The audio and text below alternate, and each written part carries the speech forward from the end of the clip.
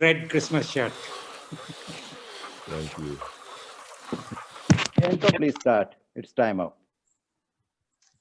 A very good evening, fellow Toastmasters and distinguished guests. A warm welcome to the grand celebration of meeting number 1250 at Bangalore Toastmasters Club. Celebration means fun. Celebration means memories. And today, we all have gathered here to raise a toast to the glorious years of Bangalore Toastmasters Club. Before we proceed, in the eagerness to enjoy the event and raise our toast, let us all not forget and ensure to abide by the basic meeting etiquettes we follow at Toastmasters, which are, first, to mute your microphones when any speaker takes over the virtual center stage. Second, to avoid on speaking on topics related to sex, politics, religion, or any other topic that would hurt other sentiments. And lastly, please keep your videos on throughout the meeting unless there is any technical or bandwidth issue. Now, to kickstart the meeting, we have someone that savors every moment and celebrates them like never before. He believes in creating occasions than waiting for occasions. He has been a part of this esteemed club for around 5 years now and has spread his wings by mentoring and coaching many clubs. And under his mentorship, many clubs have become a distinguished club. By passion, a theatre artist, a fitness enthusiast, and a budding entrepreneur. Ladies and gentlemen, please put your hands together for our president, Ayappa Ponnachanda. Thank you, Priyanka. A very good evening to all ladies and gentlemen. It is my honor and privilege to stand before you on this wonderful occasion as the president of one of the prestigious Toastmaster clubs in India. First of all, I wish you all a Merry Christmas and a very Happy New Year 2021. I take this privilege to welcome our International President, Distinguished Toastmaster Richard Peck, past International President, Distinguished Toastmaster Mohammad Murad, past International President, Distinguished Toastmaster Balraj Arunasalam, past International President, Distinguished Toastmaster Lark Dole, our International Director, Toastmaster Sudha Balaji, Toastmaster John Bosco Abraham is the first District Governor, District 82, and first Regional Advisor, Region 13. We have President, District 92, Director, Distinguished Toastmaster Bhupati Shankar. We have our motivational speaker, today's keynote address and motivational speaker, Mr. True Black, all the way from Taiwan, is from. Present District Director, District 122, Distinguished Toastmaster Nirmala Lilly. Immediate past District Director, Distinguished Toastmaster Rajkumar Bansal. And also we have academician, a trainer, motivational speaker, Distinguished Toastmaster Rajni Panwani.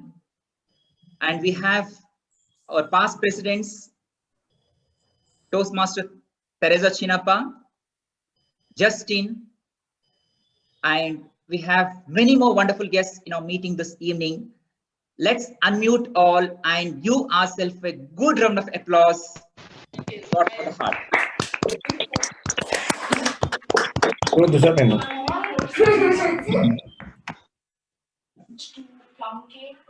So the best way to find yourself is to lose yourself in the service of others. Beautiful line from Mahatma Gandhi ji. In the last 5 years in Toastmasters, it taught me many things in my life. To be humble, to be selfless, to be grounded, to respect others' opinions, and it made me to understand the essential elements of leadership skills. And finally, to be myself, express myself. Now, Toastmasters has been part of my life. It's all about being in the service. By being in the service, I mean, you get to know who you are, you get to know your true personality, to get to understand your leadership style. You may be evaluating a speech, maybe mentoring a fellow Toastmaster, or coaching a new or dying club. Everything is unconditional here. In this unconditional world, we evolve as a leader. That is what true leadership is all about. One thing is very sure, and I realized whatever we want in our life is available in this Toastmasters platform. It is up to us how we see it, how we encash it. A few weeks back, someone asked me, "Hey, Ayappa, why are you not coming to our club meetings? We need your support." I thought for a while and said, if you're considering the Toastmasters meeting as a media of entertainment, I think my presence would not fit in there. On the other hand, if you want to take your club to the next level in terms of leadership, definitely my support is there. For sometimes he couldn't digest my lines. It took almost a week to understand what I told. And believe me or not, he came back after 15 days with a positive note. So the quality of the meeting is very important. It is not about the number, whether it is a number 1 meeting or 1250th meeting, but the quality matters. If you look at our meeting for the past 5 years, we always had an average attendance of 60% in our meeting. In some meetings, we surpass your 100 number. It's all because of the quality of the meetings we conduct. Number of leaders that Bangalore Toastmasters Club produced are plenty. We have many DTMs in our club. Many members have played leadership roles in the district and division under various capacities. There are many times we freeze membership and people will be in queue to join our club. Sometimes we feel sorry for them. This is just because of the quality we maintain in our club. Ladies and gentlemen, Toastmasters is a powerful platform created by our founding fathers, founding members. It's the basic fundamentals that can never be compromised. With that positive note, I would like to introduce a gem of a club. He's been with Bangalore Toastmasters Club for the last 8 years. He's very passionate about wildlife. He works as a sector head with an MNC called Diversity. Whenever I think of table topics, this gentleman's name crops up in my mind. Known for humor and witty, he's a fitness enthusiast. Please put your hands together to welcome on stage the unsung hero of this evening, Toastmaster Vaidyanathan Doraisani.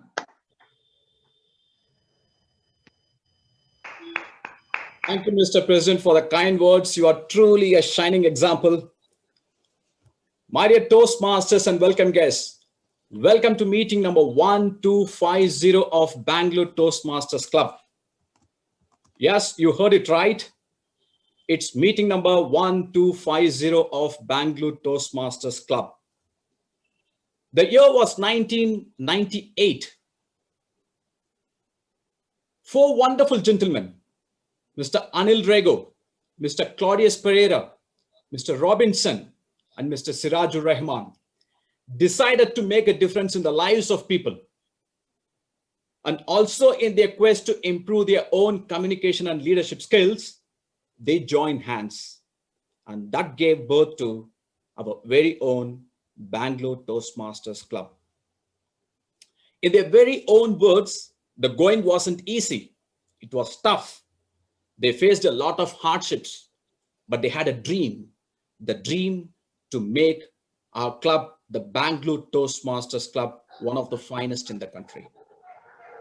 Today, on the 1250th meeting, we can proudly say that we are one of the finest not only in the country, but in the world. For this, I think we, the Toastmasters of Bangalore Toastmasters Club, deserve a big round of applause.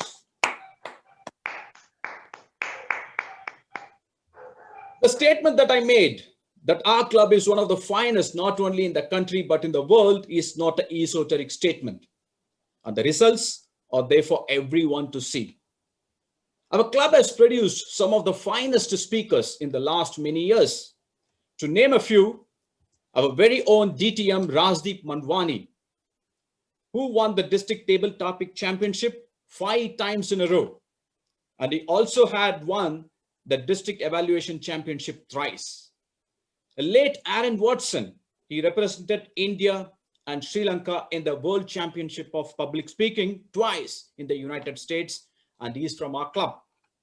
The first distinguished Madam Toastmaster in the southern part of the country, DTM Sumitra Manmohan, is from our very own club. Ladies and gentlemen, our club has a rich legacy. It really had a rich legacy. Our club had shaped the lives of many. There are quite a few of our fellow Toastmasters who quit their corporate job, the corporate career, and then took up a career of their liking, and thanks to the confidence that they gained from our very own club. And there was a Toastmaster who found his life partner in our club. So in its true sense, our club had shaped many lives. So our Friday meetings deserve a special mention here. The sense of camaraderie, the sense of oneness, the sense of friendship that prevails during our weekly meetings is something that can't be expressed in words, but it had to be felt. The supportive, friendly atmosphere that provides the much needed confidence for any rookie speaker to come and flourish. Ladies and gentlemen, such a glorious club is today celebrating its 1250th meeting. It's a matter of great pride and a matter of great privilege to be a part of this wonderful club. To make this celebration even brighter, we have a host of stars who have joined us from across the globe. So ladies and gentlemen, sit back, relax, and enjoy the stars in action.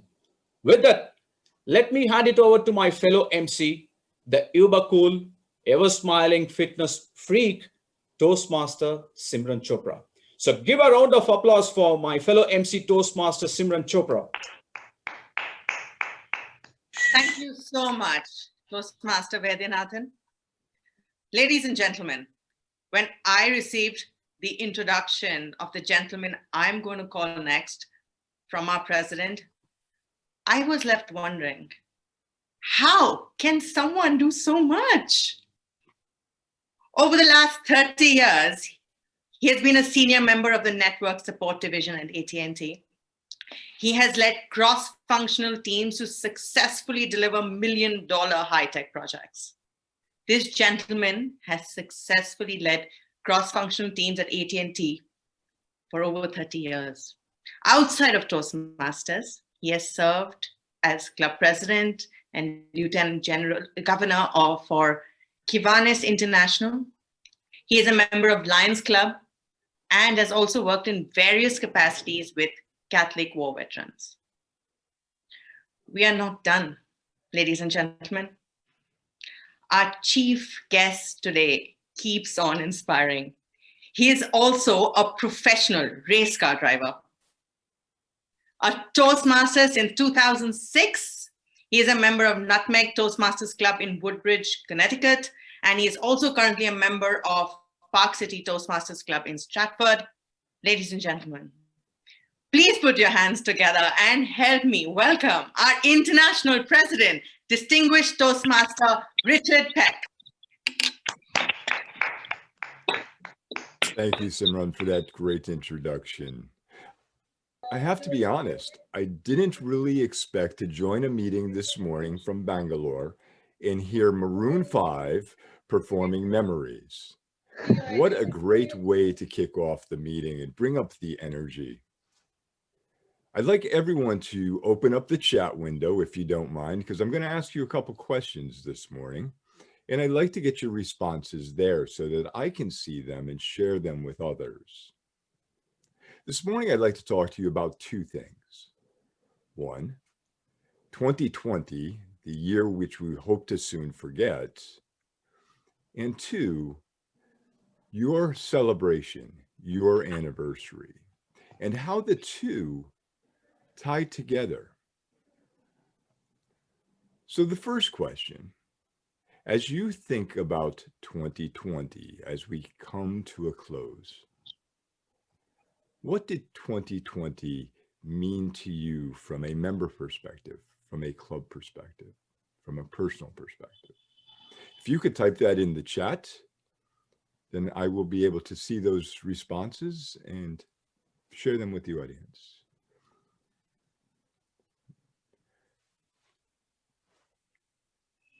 So Bhupati answered the question right away with what I was looking for. Innovation, passion, a year of challenges, very rough waters. The year of Zoom, right? Who would have thought the year of Zoom? A couple of individuals who have put in their opportunity. That's what I was looking for. And as I reflect upon this year, beginning with March, when the world took a little bit of a tilt on its axis, we started looking at things as challenges. The problem when you look at something as a challenge is it becomes a barrier. Challenges are always barriers. There's something preventing you from doing something. When you flip the script on it and turn that challenge into opportunity, that's when you make a difference. That's when you achieve more than you think you ever can. For most of us, achievement is just out of reach because we put a barrier there. So this year we faced a number of new opportunities for us as an organization, as members, as individuals. The first was, what do we do with our club meetings? How do we continue to engage? How do we continue to support and encourage one another when we have to stay so far apart, yet in these times need to be so close together? The idea to go fully online was brought forward. And there was a lot of debate about it, a lot of uncertainty. What was the platform? How were people going to feel about being in an online meeting? Was it going to be the same? And there are differences. We live in a 1x2 screen. We can't high five each other. Don't do it with a laptop. You end up replacing the screen a lot. We can't shake hands. We can't get the same energy, but we can share and we can support. And this example this morning of 108 people joining this call is a fine example of that. But that opportunity also brought forth another opportunity to share your club with the world, which would have never been possible if it wasn't for the situation we're in. Now we are not physically, we are shrinking the world, not physically, but metaphorically, excuse me, by allowing people to connect with us from around the world, learn more about us, share cultural dynamics, bringing others in. As we continue to shrink the world like that, we become a tighter community. We become more knowledgeable of each other. We become wiser in our approach to things. And although this year has been a challenge, the opportunities that has given us have been tremendous because we've just had to try and do things differently. See, the one thing we can't say this year is we're going to do it that way because we've always done it that way. There's no more, we always done it that way. It's a blank sheet of paper for us to write the future on. Bangalore Toastmasters is showing that example this morning. Look at the individuals who are attending this call. Would that have been possible before? Very, very unlikely. So this year has been a year of opportunity. And how does that apply to the anniversary celebration of Bangalore Toastmasters? 23 years, 1,250 meetings. Well, if you were to reflect upon these years, these 23 years, these 1,250 meetings, or however long you've been involved with Bangalore Toastmasters, what does that reflection mean to you? And you can put that in the chat window. I'd like to see what that means to you as you reflect upon those years, the 5 years, the 10 years that you've been here. What does that mean?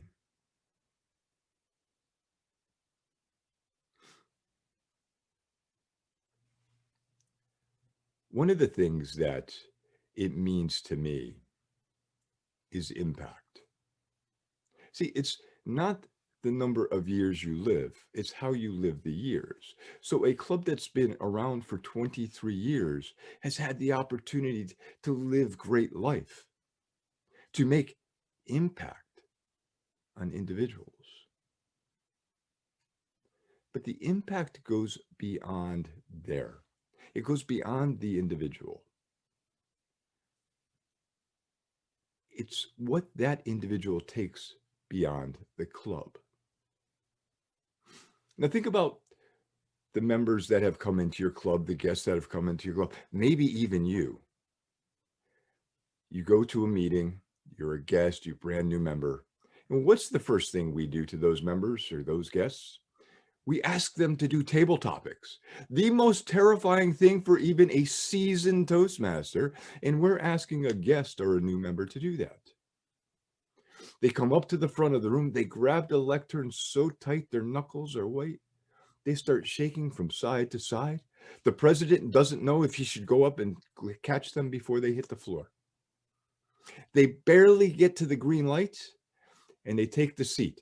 The color starts to come back to their face. They're breathing normally again. And what happens? What happens? You support them and you encourage them and you mentor them and you help them grow to the point that now they're jumping up to take pathways speeches. They want to take on leadership roles. They're becoming competitors in speech contests. From the person who went like this to the person who is now leading and commanding a stage. That's impact. That's what Bangalore Toastmasters has done for 23 years. But that impact doesn't just exist at the club. Those individuals go into the community and take what they've learned, take that self-confidence, that is self-esteem, and use it in their community, use it in their corporate, use it in their family lives. And then that transfers into the world. Yes, you have actually made impacts on the world. When I leave this call today, you will have made an impact on me. I'm in the United States. You're in India. A world apart, but still an impact. How does that apply to the year we've had? The opportunity to bring people in from around the world to make an impact on them, to share a little bit of yourselves and let them get to know you when they may never have ever had that opportunity, is how you make an impact. Having fun meetings like this, having engaging meetings, letting them hear speakers that they may never have the opportunity to. That's impact. And that's something that they'll take back with them. So as you reflect upon this year and reflect upon your 23 years, the challenges presented opportunities. The opportunities will allow you to continue to make an impact around the world, an impact on the lives of individuals, and an impact on our organization. I wish you much success. I wish you many, many, many more years. I hope to get an invite back to your 2500th meeting when you have that. Please enjoy your celebration. Reflect upon those years and reflect upon how you've changed the world. Madam Toastmaster, I turn it back to you. Thank you very much for your words of wisdom, DTM Richard Peck. It's a pleasure and honor to have you here. So give a round of applause for DTM Richard Peck. It's a pleasure and honor to have you here, sir.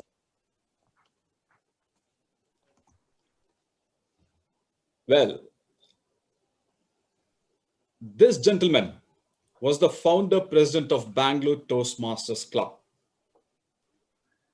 One of the very, very few professionals in the country who had worked in all the three pillars of democracy: the judiciary, the legislature, and executive. He had served the state government of Karnataka for over 40 years. He has mentored many a Toastmasters and many a clubs. So ladies and gentlemen, please help me welcome one of the founding fathers of Bangalore Toastmasters Club, Toastmaster Robinson D'Souza.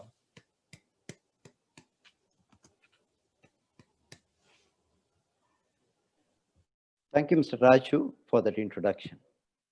Good evening, Mr. International President, and brothers and sisters of the Toastmasters fraternity. Today is a day of celebration. 23 years ago, 4 of us conceived this idea, and each one of us contributed rupees 1,000. And you see the result. The club has benefited a large number of persons and members. I myself never imagined that one day I'll be sharing one of the events of our club with none other than the president of the Toastmasters International. When we formed this club, I was always saying of 2 ideas. One, we should be a family. All our members should belong to one family. And second, we should make our club one of the top 10 Toastmasters club in the world. Today, it is for you to decide whether we have achieved those 2 ideas. But so far as the family is concerned, yes, we have been helping each and every member of our club in one way or the other, and particularly when they are in difficulty. Let me share with you just 3 of the incidents that happened in these 23 years.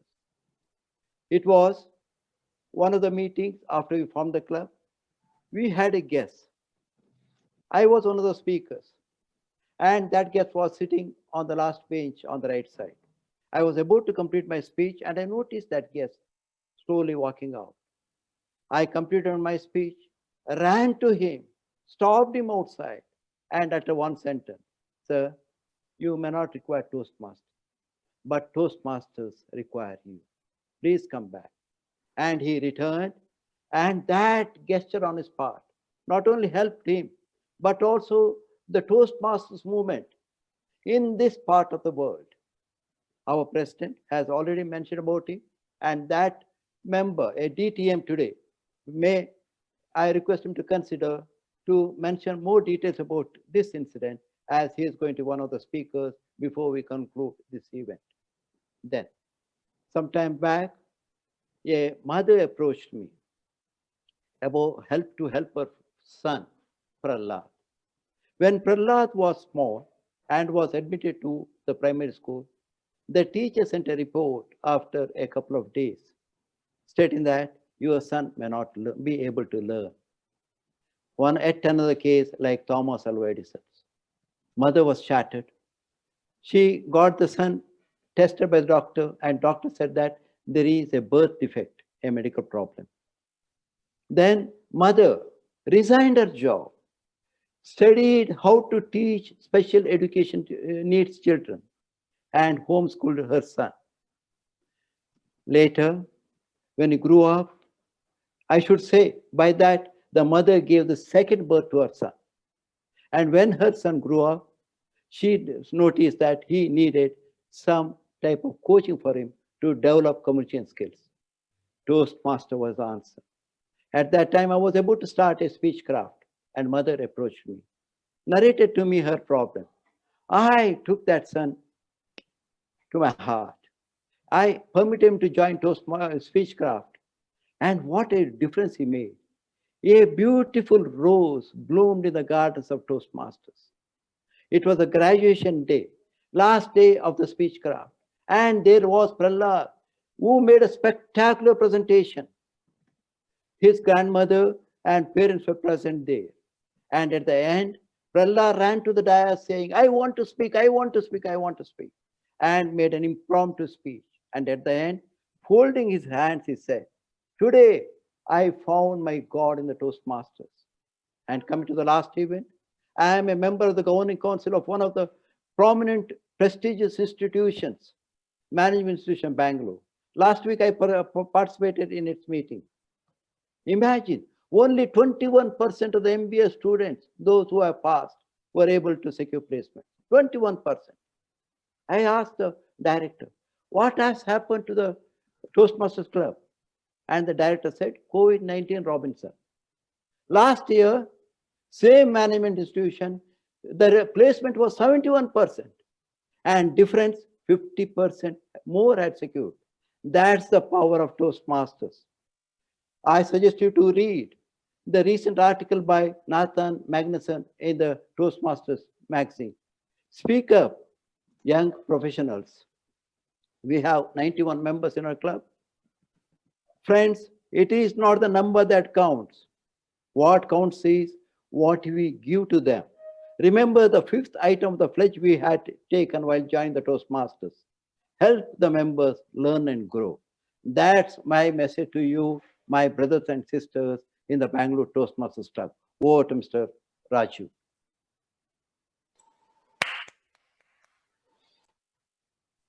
Thank you for that, Toastmaster Robinson.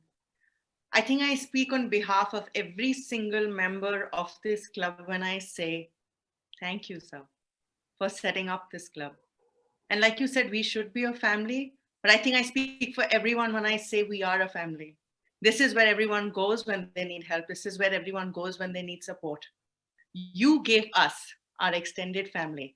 So everyone at BTMC, please put on your mics and give him a round of applause. We are here today because of them. Yeah, Mr. Robinson.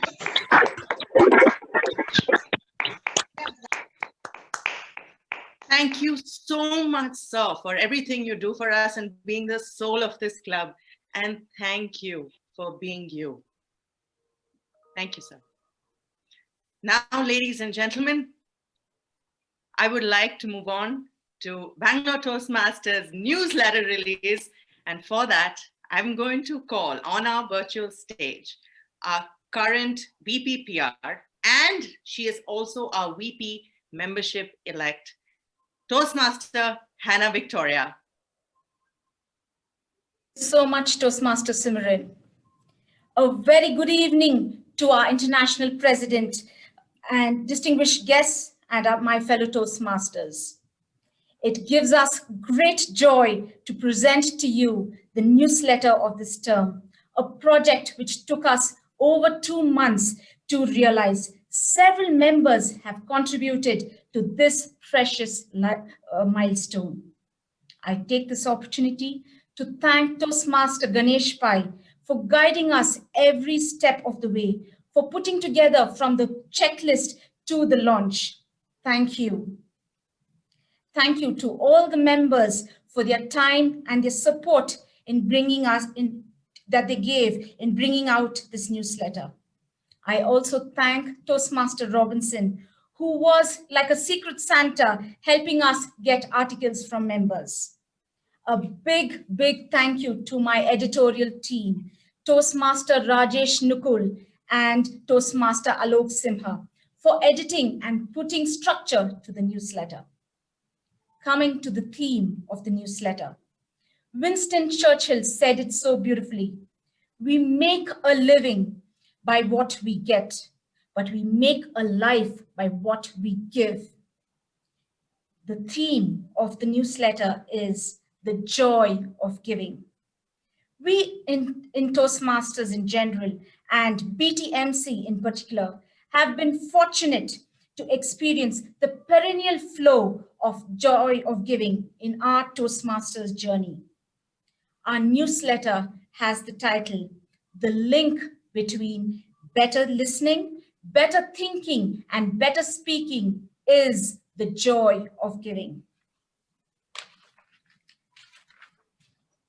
The newsletter is a brilliant collage of 31 stories from our members.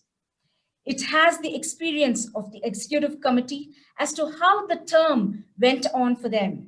Our first online election has been brilliantly articulated by Toastmaster Somashekar. All our founders have contributed to the newsletter. We also have an exciting Chicken Soup for the Soul series, the BTMC way. The newsletter also shares the joys of being a Toastmaster, from sharing, giving, fishing, receiving. We also have a captivating write-up from our Speechcraft coordinators.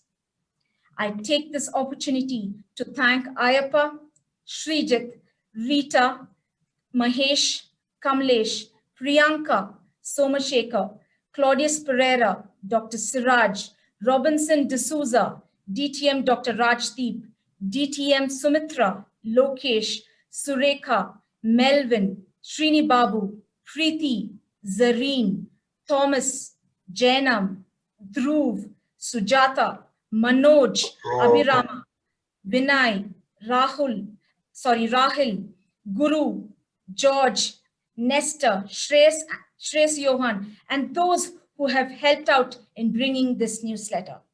So here it goes, the newsletter.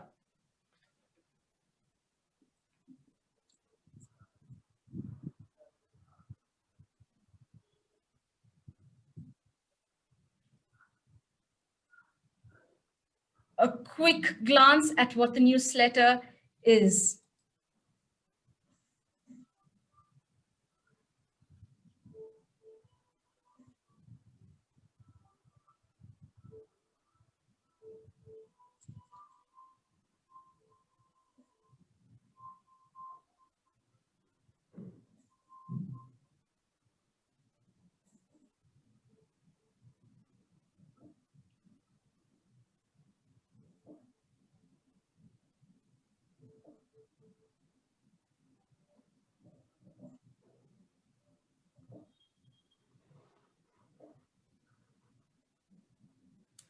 Yes, this is it.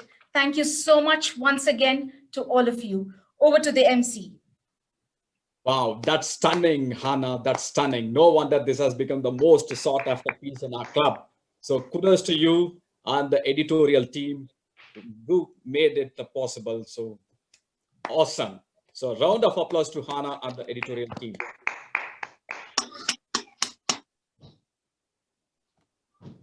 Okay, so we have a host of dignitaries who have joined us from across the globe, and they had served the Toastmasters in the capacity of a district officer or participated in competitions at the district level. So to begin with, may I request the Toastmaster Priyanka to play his video, which is shared by the finalist of World Championship of Public Speaking, Aditya Maheshwaran. Sure.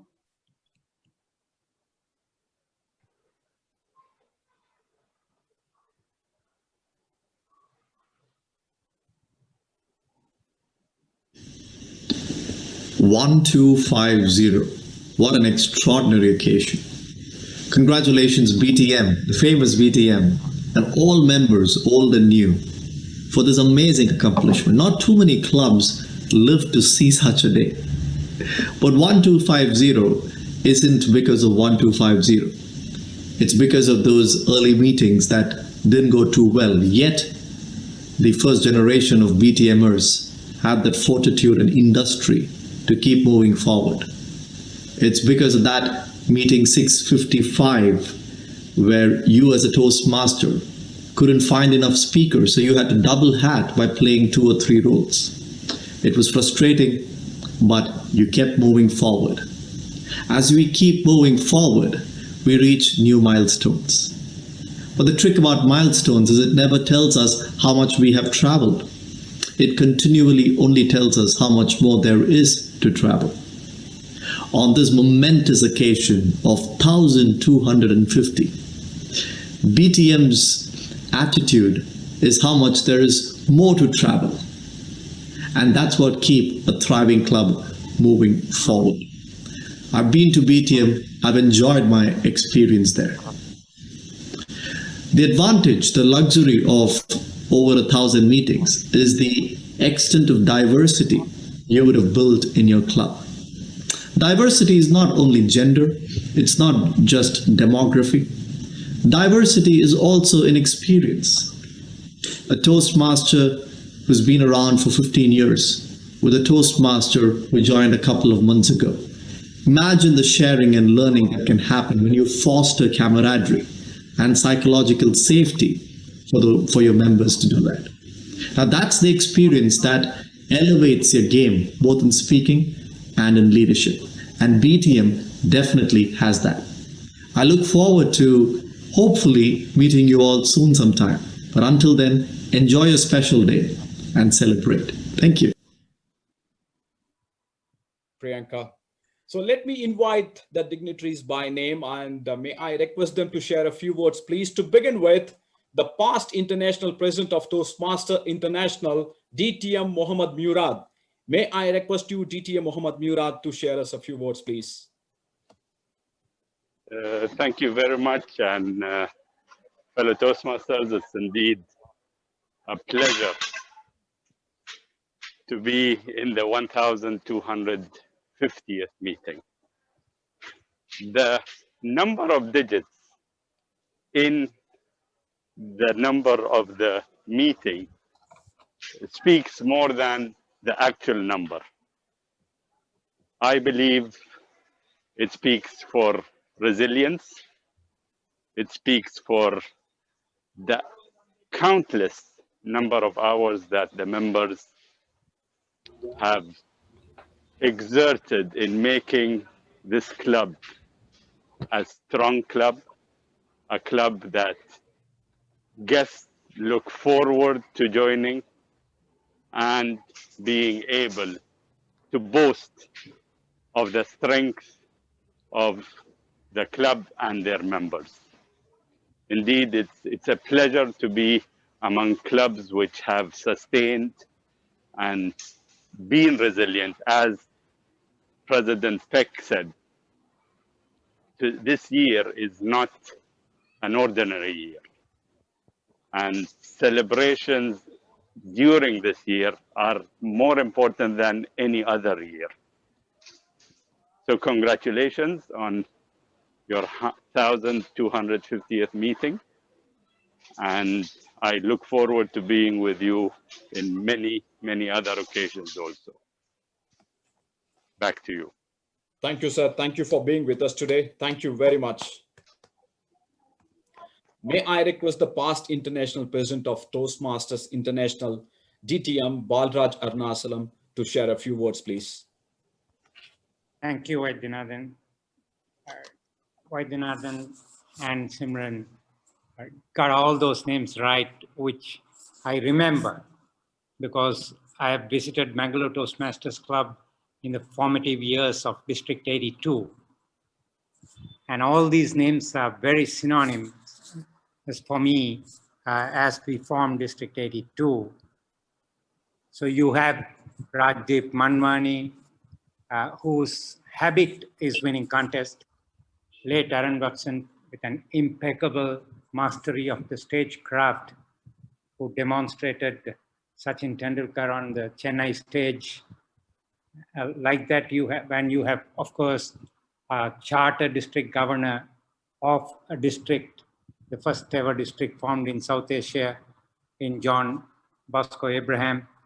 You have Claudius, you have Robinson, and all these people, Sumitra, and all these people whom I fondly remember. I've been to your club meeting.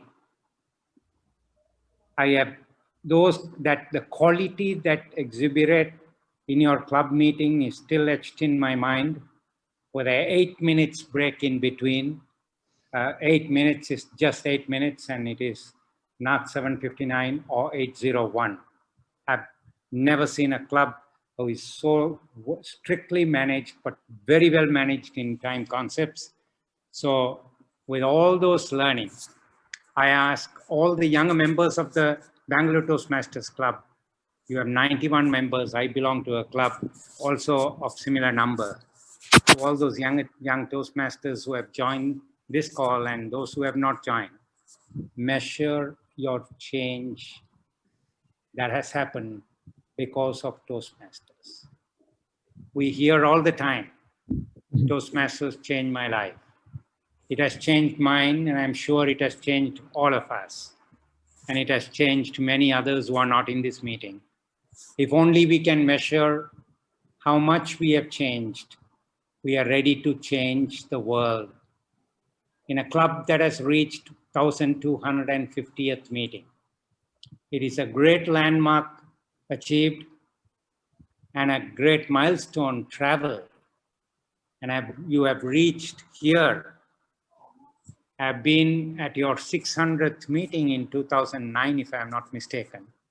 I look forward to celebrating even a better landmark in the Silver Jubilee year as you form your Silver Jubilee celebrations in a very near or very near future. So congratulations to all of you who have held strong and sustained the momentum of Bangalore Toastmasters Club. Wish you all the best in your quest to change in a place where leaders are made. Back to you. Thank you very much, sir. It's a pleasure and honor to have you here. Thank you very much once again.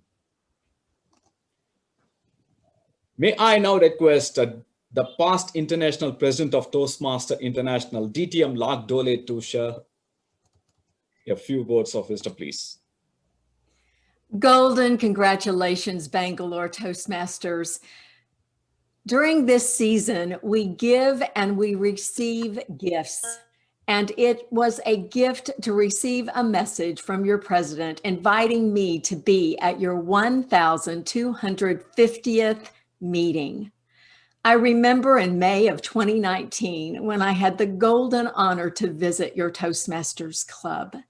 And when I think of gifts, you know that the word gift begins with G.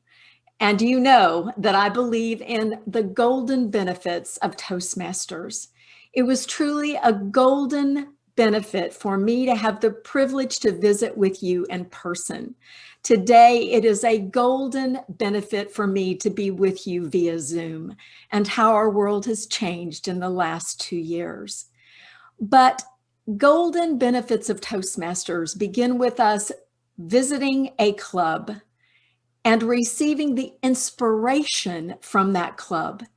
And so when I think about gifts that Bangalore Toastmasters gives, it is the inspiration that you provide by your quality meetings, by your giving hearts, your giving members, that encourages guests to become members of your club. And that's when they can begin to reap the golden benefits of our educational program pathways. But as all of us know, golden benefits don't stop with the communication and leadership gifts we receive. They continue with the golden benefits of friendship. And as you have said, the golden benefits of family. So we have G as gold. We have I as inspiration. We have the F of family. And I believe also that we have a bright future. As been said today by so many, you have inspired thousands of people over the 23 years of your Toastmasters Club. Yes, you're celebrating 1,250 meetings, but you are also celebrating the thousands of members you have inspired to improve their communication and leadership skills and take those out into our world to not only change each of us, but to change others. And then the T in gift is I'm toasting you today on your 1,250th meeting. And as our international president said, and as our past presidents have said, we look forward to many more meetings of Bangalore Toastmasters. And we look forward to joining you again to receive the gifts that you give to each person who enters your doors. So golden congratulations, Bangalore Toastmasters. It is a golden honor to be with you today. It is a golden moment I will remember, just as I remember my time with you in 2019. Back to you, Mr. Toastmaster. Thanks for the golden words, DTMs. It's a pleasure having you here. Thank you very much for joining us today. And may I request the current International Director of Toastmaster International, DTM Sudha Balaji, to share a few words, please. Thank you, Vaidyanathan, and congratulations to Bangalore Toastmasters. Toastmasters had made an impact for many of them, but I would personally say Bangalore Toastmasters have impacted my life to a greatest extent. The art of giving is something which I have learned from this club. I have had long chats with the first regional advisor and district governor, who is very much from your own club. Bosco, sir, this year is an year of gratitude. I would like to share my gratitude with you because those hours of discussions with you, I realized how when the going was tough, the tough moved ahead. And the struggles which this club started at that initial stages. And today, if you are celebrating the 1,250th meeting, hands off to all those 4 pillars who really made this club, sowed the first seed, and made this dream come as a reality for you all today. Sumitra ma'am has been an inspiration for me because I have seen her grow in this club. And she was the first DTM from the South, and she gave me the encouragement to be what I am today. Not to forget the next person who has professionally and personally impacted me, Rajdeep sir. Your speeches, your one-liners, and the way you used to take your life in such a positive spirit has been my inspiration. And 2 of your past members. The first mentor when I joined Toastmaster, Arnold sir, he was my first mentor and who was also a past member of Bangalore Toastmaster. He was the one who really made me a good speaker. He defined how to write simple, small sentences and make an impact in what you are saying. And my leadership mentor, Pavas, who is also a past member of this club. If all of you have given so much to me and made an impact in my life, I can definitely see how much impact you have made to every member who joined your club. Yes, the year of gratitude, and I think I should thank each one of you present here because Bangalore Toastmasters Club has not only inspired members from our district, but I would like to thank one person sitting on this stage today here in front of me in the virtual scene, Toastmaster Prakash Tamankar.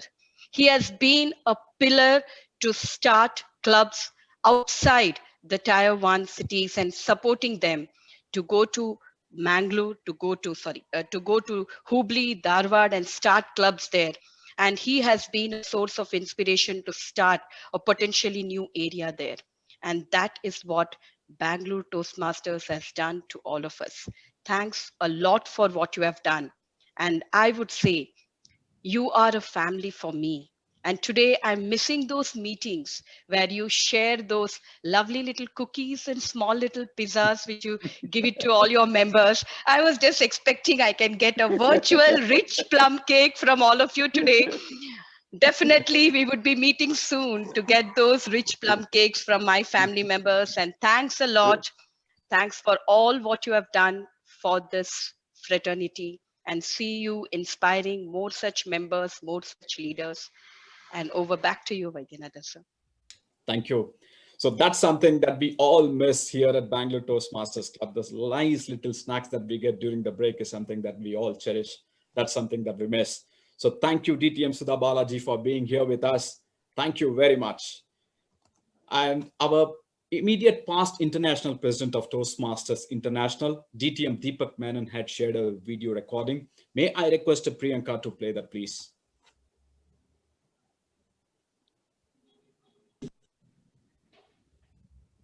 Greetings, members and leaders of Bangalore Toastmasters Club. I am Deepak Menon, your immediate past international president. Congratulations on your 1250th club meeting. This is a significant milestone in your club's history. I wish I could be there with you personally to celebrate this achievement. It has been more than a decade since I attended a meeting of your club, but I vividly recall the professionalism and excellence that was on display in every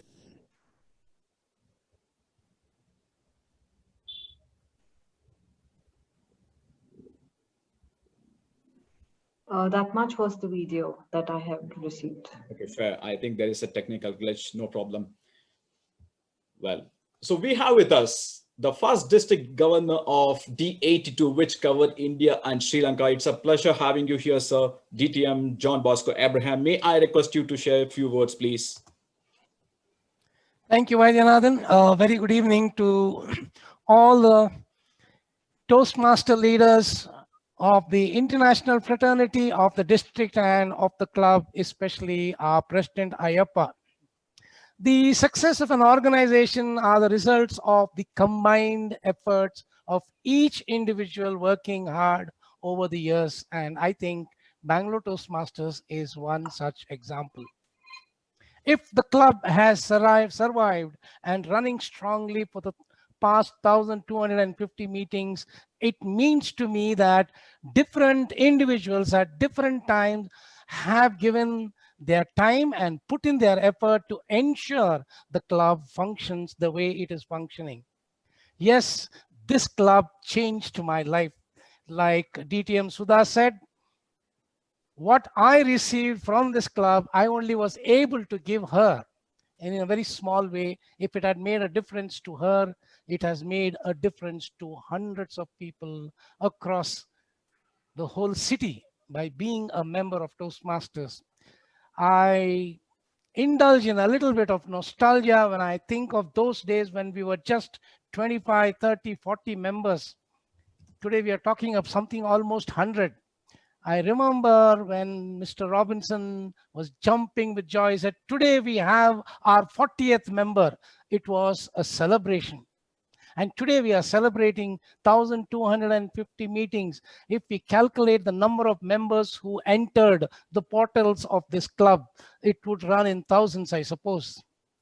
Yes, it is a time for celebration. In the last maybe 6 months, I have not been a member of this club, but my heart and soul still remains with Bangalore Toastmasters Club. The opportunities I got, the levels I reached is because of that one tap on my back by the then president, Mr. Menon, who said, Bosco, you represent our club at the district formation. And here I am speaking about things that have happened. The club survived because of the dedication of the members, and the vision of our founders still remains in the club. Like all of you leaders who just spoke today, I also share my joy of giving, because the club has given a lot to me. I have, in my small way, given a lot to the club, and I look forward to greater things happening. Yes, let's look forward for that. One more district director coming from Bangalore Toastmasters Club. That is a dream I have. Mr. Vaidyanathan. Thank you, sir. Thank you very much. So we truly miss your absence in our club meeting. Nevertheless, it's nice meeting you today virtually. So pleasure having you here today. Thank you very much for joining us. May I request the current district director, District 92, Mr. Bhupati Shankar, to share his views, please.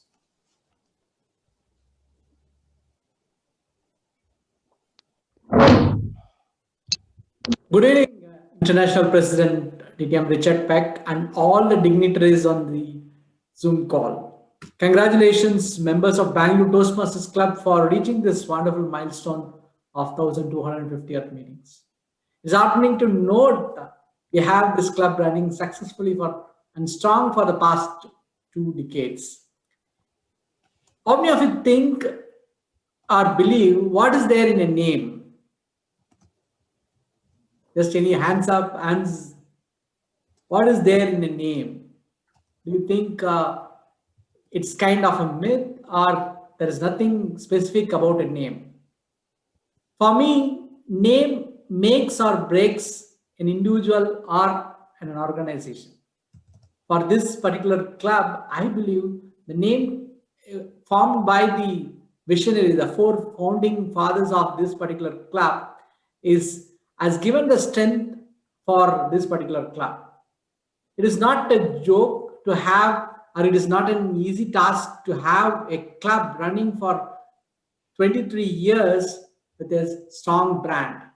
And that brand comes from the individuals like several leaders who spoke before me. I have attended multiple meetings of this club in various points of time, and I always believe this club is a class apart and a standing testimony for how a community club should function. I've seen from the initial start, from the SA till the last end, where the members are engaged and guests are engaged, and where there are multiple opportunities to learn and grow. I'm very, very glad to see very many members from this club have progressed to well with their learnings and started their own journey elsewhere. Like Bosco sir went from this particular club and supported in chartering in another club in a community near his place. So this is the great outcome for establishing any community club. Like you become a mother club, and this Bangalore Toastmasters Club is kind of a mother club for me. And I still remember when we chartered the first Hubli Toastmasters Club in 2014, Bangalore Toastmasters Club was the mentor club for that particular year, and they went all the way. And whenever there is a need, the members from this particular club strongly supported that. I still remember our DTM Sumitra ma'am coming as a kind of a club coach 2 years back for one of the struggling club. So whether it is kind of in competing, we have of course our DTM Rajdeep is there. Whether it is there in terms of mentoring clubs, whether it is in terms of leading, we have all in this particular club. Kudos to all the members for continuously charting out leaders and speakers from this club. Once again, thanks to the members of this club for all your efforts. My best wishes to all officers and for a great learning ahead. Thank you. Over to you, Toastmaster Vaidyanathan. Thank you. Thank you. So no wonder our club, Bangalore Toastmaster Club, is one of the finest in the country. Thank you very much, DTM Bhupati, for joining us today. Thank you very much. May I now request Toastmaster Rajkumar Bansal, our immediate past District Director of District 92, to share his views, please. Thank you. Thank you so much. Good evening, distinguished Toastmaster, International President Richard Peck, International Director, distinguished Toastmaster Sudha Balaji, past international presidents, past international directors, past region advisors, past district directors, district leaders, club members, and guests. You would be wondering why I called up so many people. The reason is they've all come together to celebrate 1250 meeting of this one club in the world. It means a lot for the district, for the club. A huge round of applause for that 1250 milestone meeting of Bangalore Toastmasters Club. Congratulations. In Bangalore, there is one tree called the Big Banyan Tree. It is said to be 400 years old. We all go there to celebrate with our families. And I believe Bangalore Toastmasters Club is that big banyan tree, not only in our district, but in our country.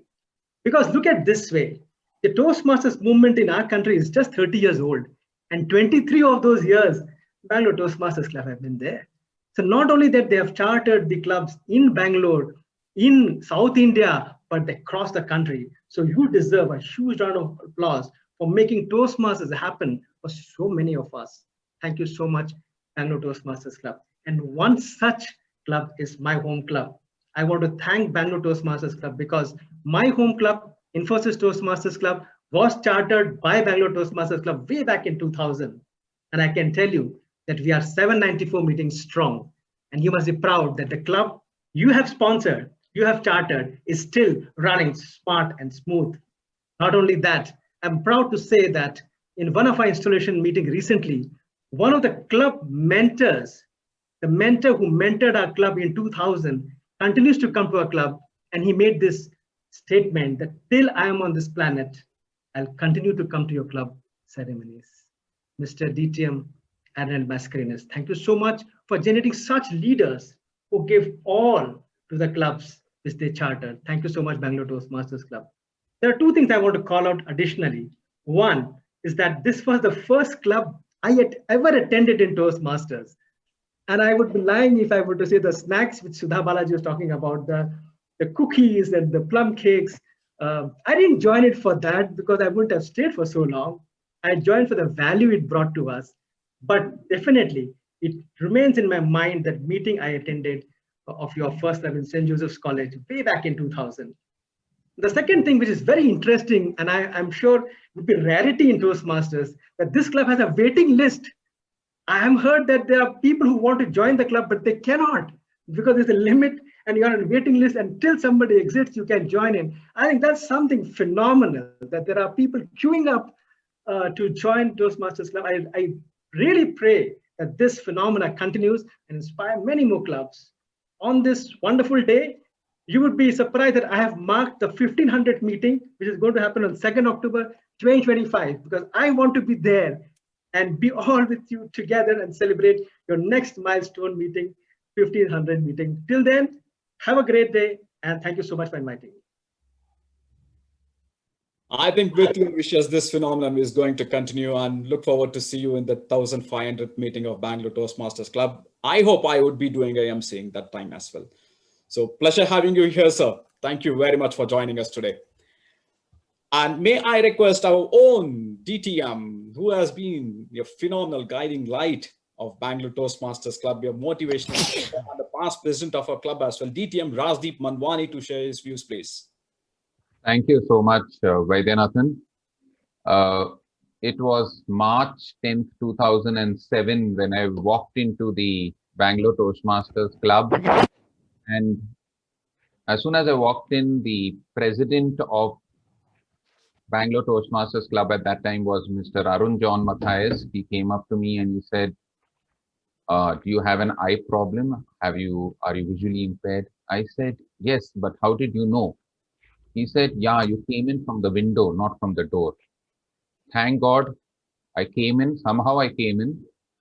I left from the door that day, but I just wanted to tell you that I remember after a period of around 3 weeks, I had to give my icebreaker. And in that icebreaker, I had written a line. And the line was, yesterday is a cancelled check. You cannot cash it. Tomorrow is a promissory note. You cannot rely on it. Today is hard cash. Spend it. Since I'm a commerce faculty and I teach commerce in a college, so I had used commerce terminology in my icebreaker. But when I come to think of it, I don't think that applies to Bangalore Toastmasters Club now. 13 years later, yesterday is a cancelled check, you cannot cash it. No, we have a treasury of memories. We have so many checks which we can cash at any time. We can always remember those brilliant meetings, the 750th meeting, the 1000th meeting, the time when we had family get-togethers, when we went out. So we have those, you can call them iTube moments, not YouTube moments. You can just go back and cash in all those beautiful memories. Tomorrow is a promissory note. You cannot rely on it. No. Every district leader who's come before me has said about the 1500th meeting, the 2500th meeting. I think so we can go on and on, because we have such a reliable structure that we can go on, and it's just not, we can rely on this Bangalore Toastmasters Club for time immemorial. And today is hard cash spend it. Yes, we have a great celebration today. the 1250th meeting, and I'm so very proud that I'm a member of this Bangalore Toastmasters Club. I came in from the window, but I will never leave Bangalore Toastmasters unless you throw me out of the window. So thank you so much, Vaidyanathan. Thank you, Rajdeep. A typical Rajdeep speech. Rajdeep, it's a pleasure and my privilege to be a part of a club where you are a member. Thank you so much. Have you here, sir. Thank you very much. May I request the Program Quality Director, District 121, DTM Banita Rangarajan, to share her views, please. Thank you so much, Toastmaster Vaidyanathan. Hello, everyone. Time to turn your videos on if you're not already on video. This is a very special day for Bangalore Toastmasters Club. 1,250 meetings. It does not happen every day. And you clearly know by having 4 international presidents live at a meeting like this, you know how big this meeting has got today. A very big congratulations to everyone who's made today's meeting possible. Not just our President Ayyappa, but all the presidents who have come and gone by, successfully leading the club from strength to strength. Where the club is today stands testimony of what truly Toastmasters is. Now, everyone joins Toastmasters asking, what can Toastmasters give me? But a member, any member who joins Toastmasters in Bangalore Toastmasters Club asks, what can I give Toastmasters? And that is pretty much the fact how we've had our first region advisor, our first district governor. In this year alone, we have 3 district officers serving from this very club. Acknowledging one of the members of the top 8, Prakash Tamankar, who has been very instrumental in getting clubs outside of Bangalore for District 92. Acknowledging Melvin, who's a Division A director, again from the club himself, and Srini Babu, an area director. So if you thought about a top 8 member, a division director, and an area director, the club has produced them all just this year. But this is not everything that the club has stood testimony for. We've talked about educational sessions being given in every part of the world by motivational speakers coming from this very place. Dr. Rajdeep Manwani, one of my favorite Toastmasters, right from this club itself. So many members come and go, but Toastmasters from Bangalore Toastmasters stay. In a time like this where we are struggling to get members, thanks to the COVID, we have 91 members strong in just this one club. That shows how we work together as a family, and a family that stays together. I wish the members of Bangalore Toastmasters Club the very, very best, because you are the reason why Toastmasters thrives. Thank you for giving, and giving in abundance, not just during this season of giving, but throughout this journey of Toastmasters.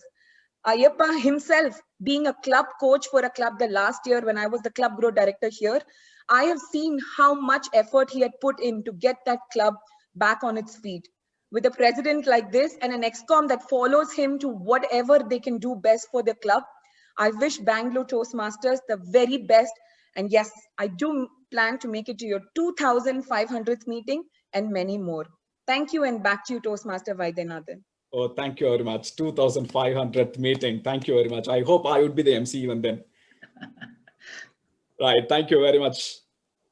And the old champion of public speaking, Toastmaster Dhananjay Hettiarachi, had shared a video. May I request a Toastmaster Priyanka to play that video, please? Hi, everybody. Just wanted to wish you guys a fantastic 1250th meeting. It's a huge milestone, and I'm sure you guys are doing plenty of great stuff, but always remember that it's not the number of the meetings that matter, but the quality of the meetings. And that's what Toastmasters is all about, and I'm sure you guys have had a tremendous journey so far, filled with quality, content, and a lot of communication. So wish you guys all the very best for another 1,000 more. Take care. Thank you. So we also have with us the past presidents of Bangalore Toastmasters Club, Toastmaster Teresa Chinnappa, Justin Phillips, and then Hari Kumar Shantibavan. A round of applause. Welcome you all to this 1250th meeting of Bangalore Toastmasters Club. Pleasure having you here. Now it's over to my fellow MC, Toastmaster Simran Chopra. Thank you so much, Toastmaster Vaidyanathan. That was truly a star-studded lineup. Up next, I want you to help me welcome our ever-vibrant star marathoner, Toastmaster Mahesh. He is our present secretary and he is our treasurer-elect for BTMC. Please welcome him as he gives his secretary's report. Thank you, Toastmaster Simran. I always dreaded to take any commitment which requires weekly updates, but here I am. I broke that jinx and I survived the term 2 of 2020. Good evening, past international president, distinguished guest, and fellow Toastmasters. As a secretary, I develop new skills which includes critical thinking, problem solving, record maintenance, and arranging committee meetings as well. Let me share some insights on how the data can be leveraged and take you down the memory lane.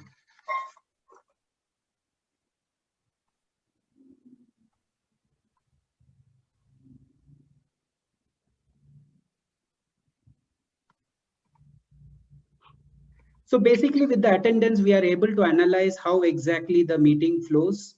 Many members join on a particular event, primarily when it's a keynote speaker or special events.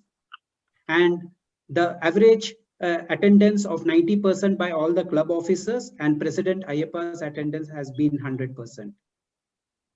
These are the members who have attended minimum of 70%, and we would like to give an applause for them.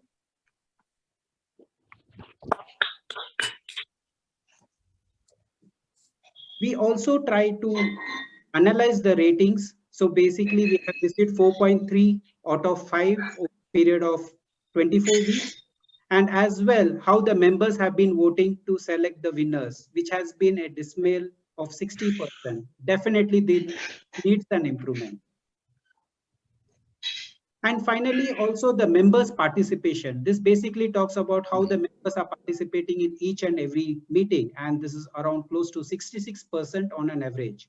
And the one what we see out over here, these are the meetings where we had the keynote speakers. The current club officers. And let me walk you through some of the special events. We had an education session on pathways by DTM Prakash. We had a fun event as well as an Independence Day celebration and a business meeting conducted by Toastmaster Kamlesh. We had a table topic marathon, which was a special meeting which we had arranged. And we had a keynote speaker, Dr. Guru Raj, who gave a speech on joy in giving. And DTM Rajdeep Manwani, who won the evaluation contest as Division B. And we had 2 international speakers. One was Dhananjay Hitarachi, and we all know he's the world champion of public speaking. And keynote speaker Sarah Khan. The previous 2 meetings, we had veterans who took over the stage. And the last week, we had the club elections, and these are the officers in elect. Let me talk about the top awardees during this term. The Best Tag Team Award, all these members received 2 awards each. And the Table Topic Award went to Vaidyanathan, who had got 5 awards. The Role Taker, it went to DTM Rajdeep as well as Rahil, and they won 2 awards each. Evaluator Award went to again DTM Rajdeep, where he won 3 awards. Speaker Award went to DTM Rajdeep as well, where he got 4 awards. And finally, across all formats, we have DTM Rajdeep at number 1, Sureka and Vaidyanathan winning 8 awards each, and then DTM Sumitra winning 5 awards. And finally, I would like to thank the Associate Secretary, basically Sanjay Rao as well as Kirtana, for helping me out during this term. Thank you, and over to you, Simran. A typical corporate style presentation. Thank you, Toastmaster Mahesh. It's been a while since I saw all these presentations. So till 5:30 I was hooked on to all the presentations, but it continued today. So no wonder you are the CFO with G. So thank you very much. our Toastmaster Mahesh. Now, the moment that we are waiting with bated breath. Two of the finest speakers of Bangalore Toastmasters Club are going to set the stage on fire with their eloquence and wit. No wonder we would become a bit more nostalgic and we would be reliving the golden moments of BMT's, Bangalore Toastmasters Club. So we have two speeches which are going to be delivered by two of our finest speakers. To begin with, our first speaker is an academician. He's a trainer. He's a motivational speaker, a life coach, a quiz master par excellence. And he holds the record of being adjudged the best impromptu speaker for 5 years in a row at the district level competition. And he was also adjudged the champion of evaluation at the district level competition thrice, a national award winner as a role model for empowerment of persons with disability from the Honorable President of India. And the list goes on and on and on. Due to paucity of time, I would cut it short. May I request our first speaker, distinguished Toastmaster Rajdeep Mandwani, to come on the virtual stage, please. Give him a round of applause.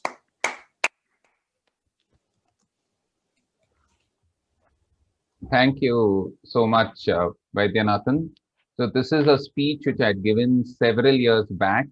I think so it was in 2009 or 2010. So it's reliving the golden memories. The speech is called The Marketing Menace. Let me start off. It was a Tuesday afternoon and my doorbell rang. I went up to the door and opened it, and there was this short salesman who told me, "Sir, we have come from Vaseline company, sir." I said, "Yes, what do you want?" "Sir, we are selling Vaseline Active Fairness Cream, sir, at a discount, sir. Would you like to buy, sir?" I said, "Does my complexion look a little different?" It will, "No, sir. Don't worry, sir. This is not only a fairness cream, sir. It will also add glow to your face, sir." I said, "But how do I believe you that this will add glow to my face? What's the proof?" He said, "Sir, scientific formula, sir." I said, "Well, what's the scientific formula?" "Sir, if you apply our Vaseline Fairness Active Cream, sir, the dark skin on your face will peel off and a new glowing skin will appear, sir." At that time, I had this revelation. He was the only person other than my wife and my mother-in-law who thought I was a snake. My old skin will peel off and a new skin will come up. Amazing. Marketing has become a menace. Wherever you go, advertisements, sales promotions, salesmen trying to push you things down your throat. In fact, it is said that advertising is going to become so mass that by the year 2025, you will have an advertisement on the moon. Imagine, Ayappa, you are walking with your wife on a romantic full moon night, and you look at her and say, "Darling, your face looks just like the moon." And then you point up at the moon, and there it's written, "This moon is brought to you by Clearasil, the anti-pimple cream." I don't know if anybody else will notice, but Ayappa, you will surely start noticing the pimple on your wife's face.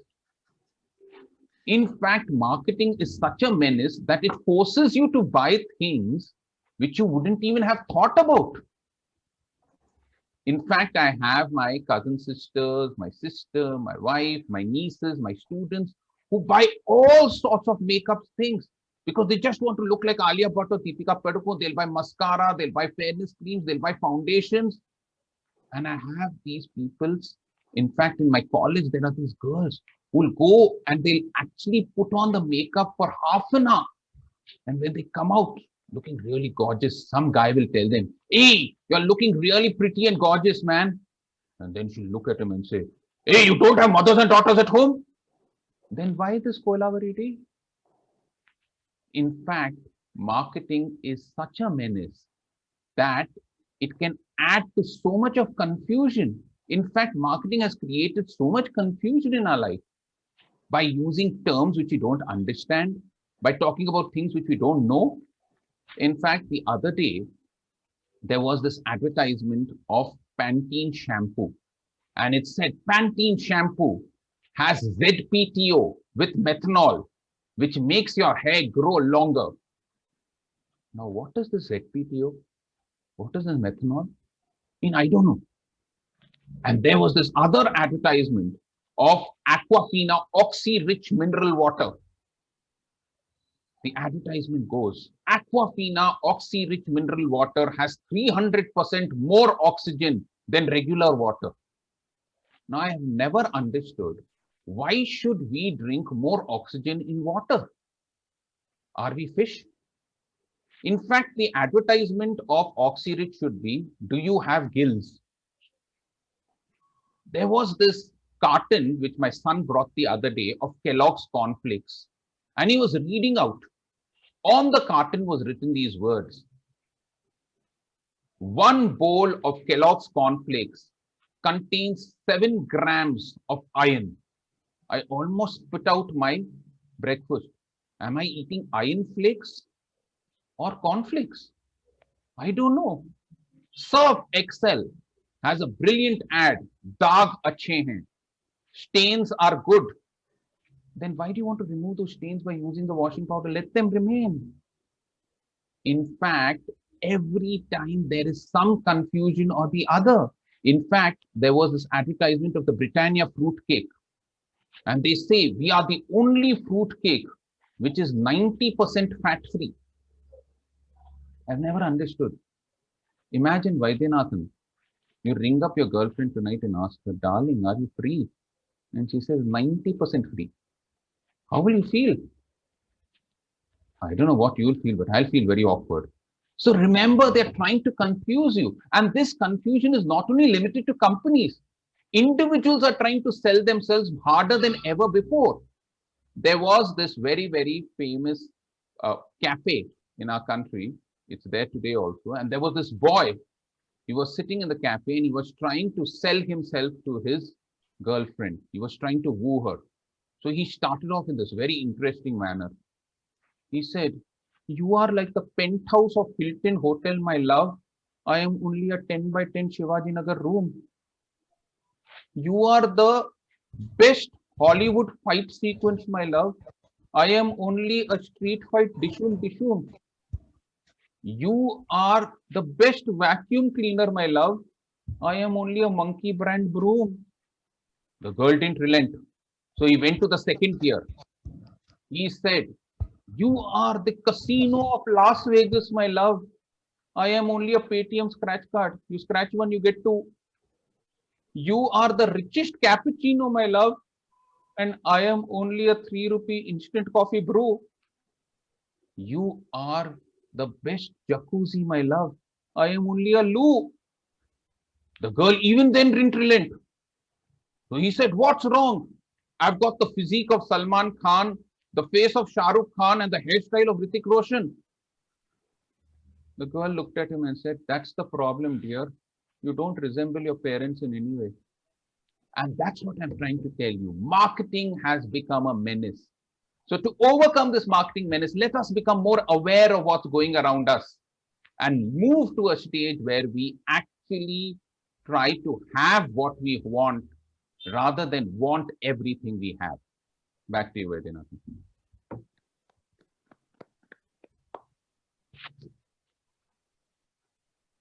Thank you so much, BTM Rajdeep Manwani, for that. It is always such a pleasure to listen to you. Thank you. Thank you so much. And next up, I would like to introduce to you someone who has taken that awareness to another level.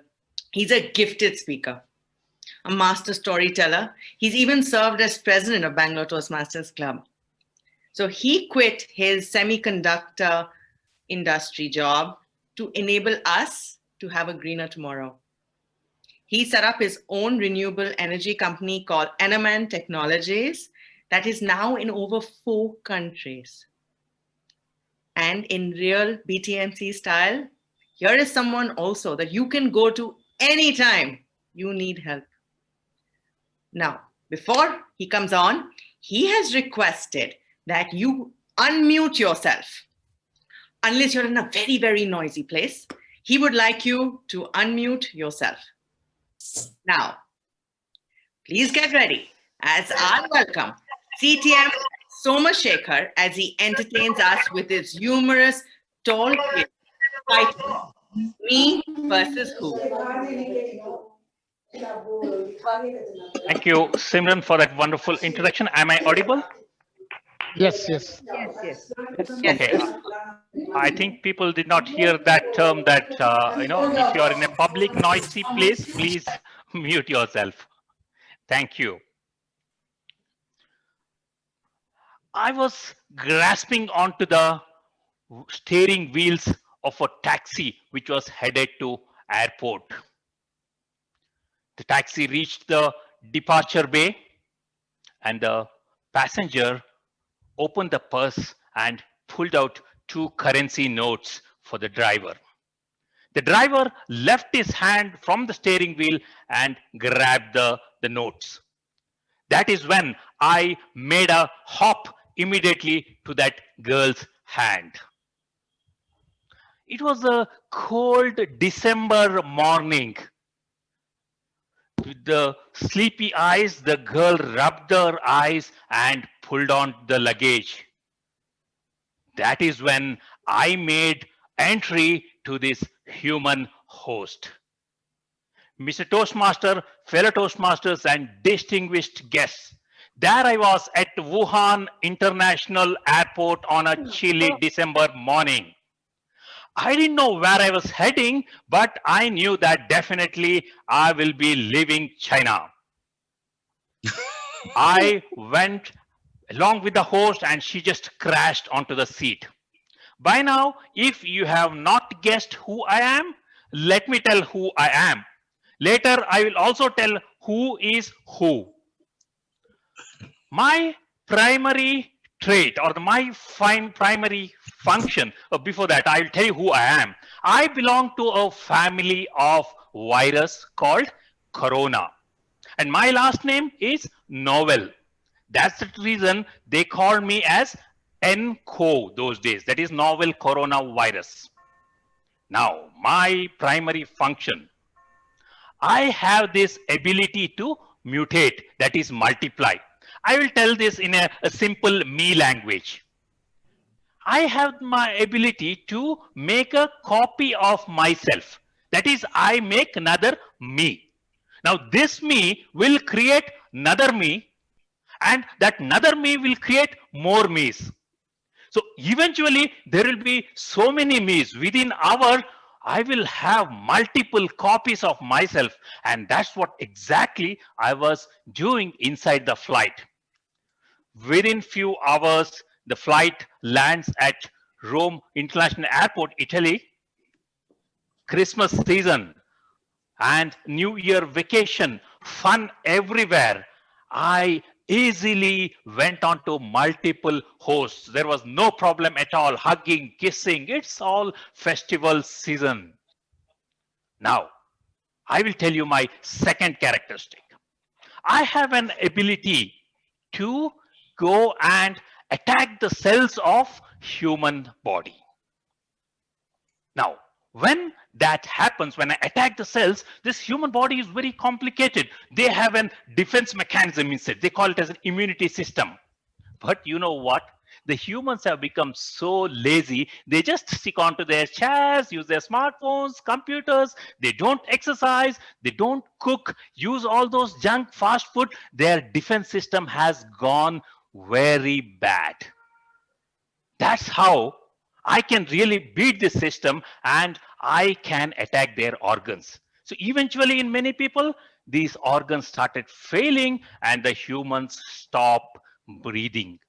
And that's when WHO wakes up. Now, who is this WHO? WHO stands for WHO, World Health Organization. So these people wake up when there is illness in large scale or people die.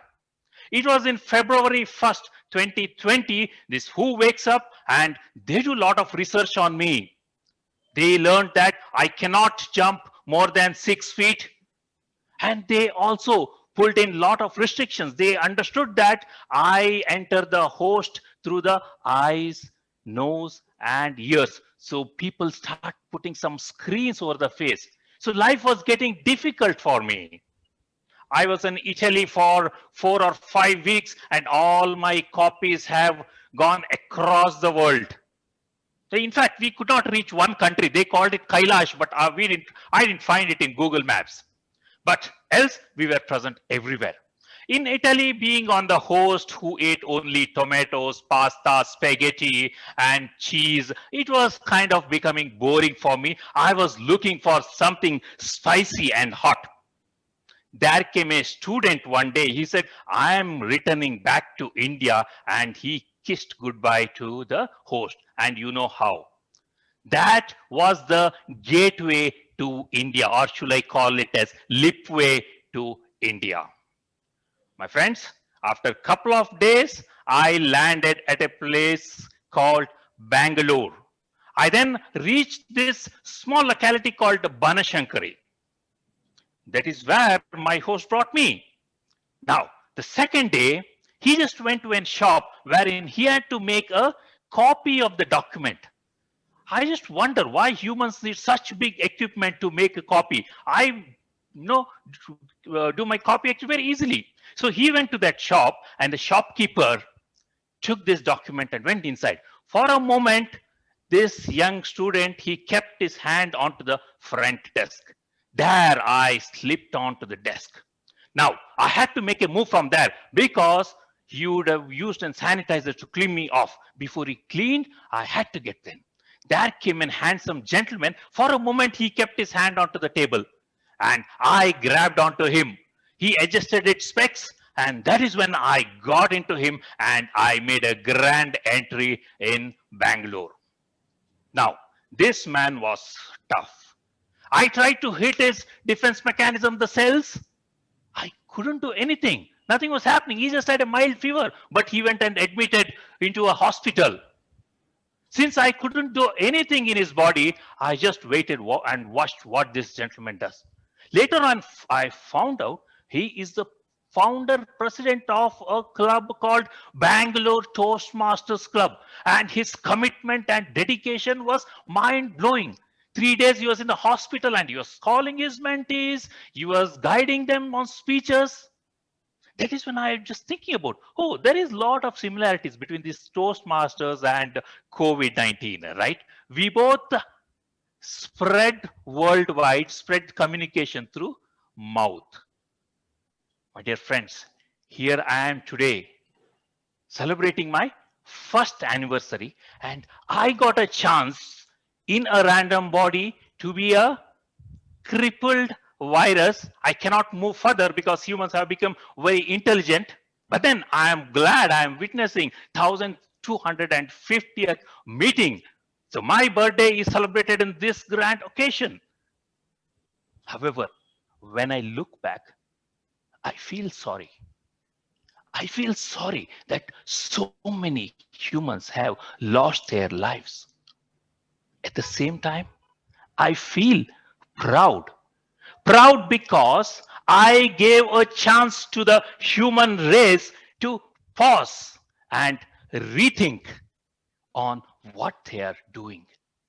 My dear friends, Mother Earth is host for billions of living beings. Human beings are very selfish. They are turning this world the way they want so that only they can live. I think that's not a proper thing to do. Live and let live. Over to you, Simran.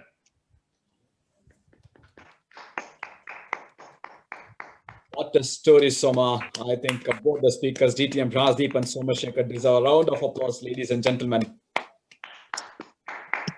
You took us for a real good ride, Soma, from India to China to Italy, back to India, and to, in particular, Bangalore, Banashankari. What a story, lovely story. For a while, I felt that I was listening to Swami Nityananda's preaching. Me, you, me. Great. Nevertheless, let's move on to the next part of our meeting. And the keynote speaker is an organizational development consultant. He is an executive coach. He holds a degree in Chinese language and literature from Brigham University. And he has also got a Master of International Management from Thunderbird School of Global Management. He had worked with some finest companies like Tron and Revolution Tea, and his expertise lies in leadership and team development. Ladies and gentlemen, please put your hands together to welcome our keynote speaker, Mr. True Black.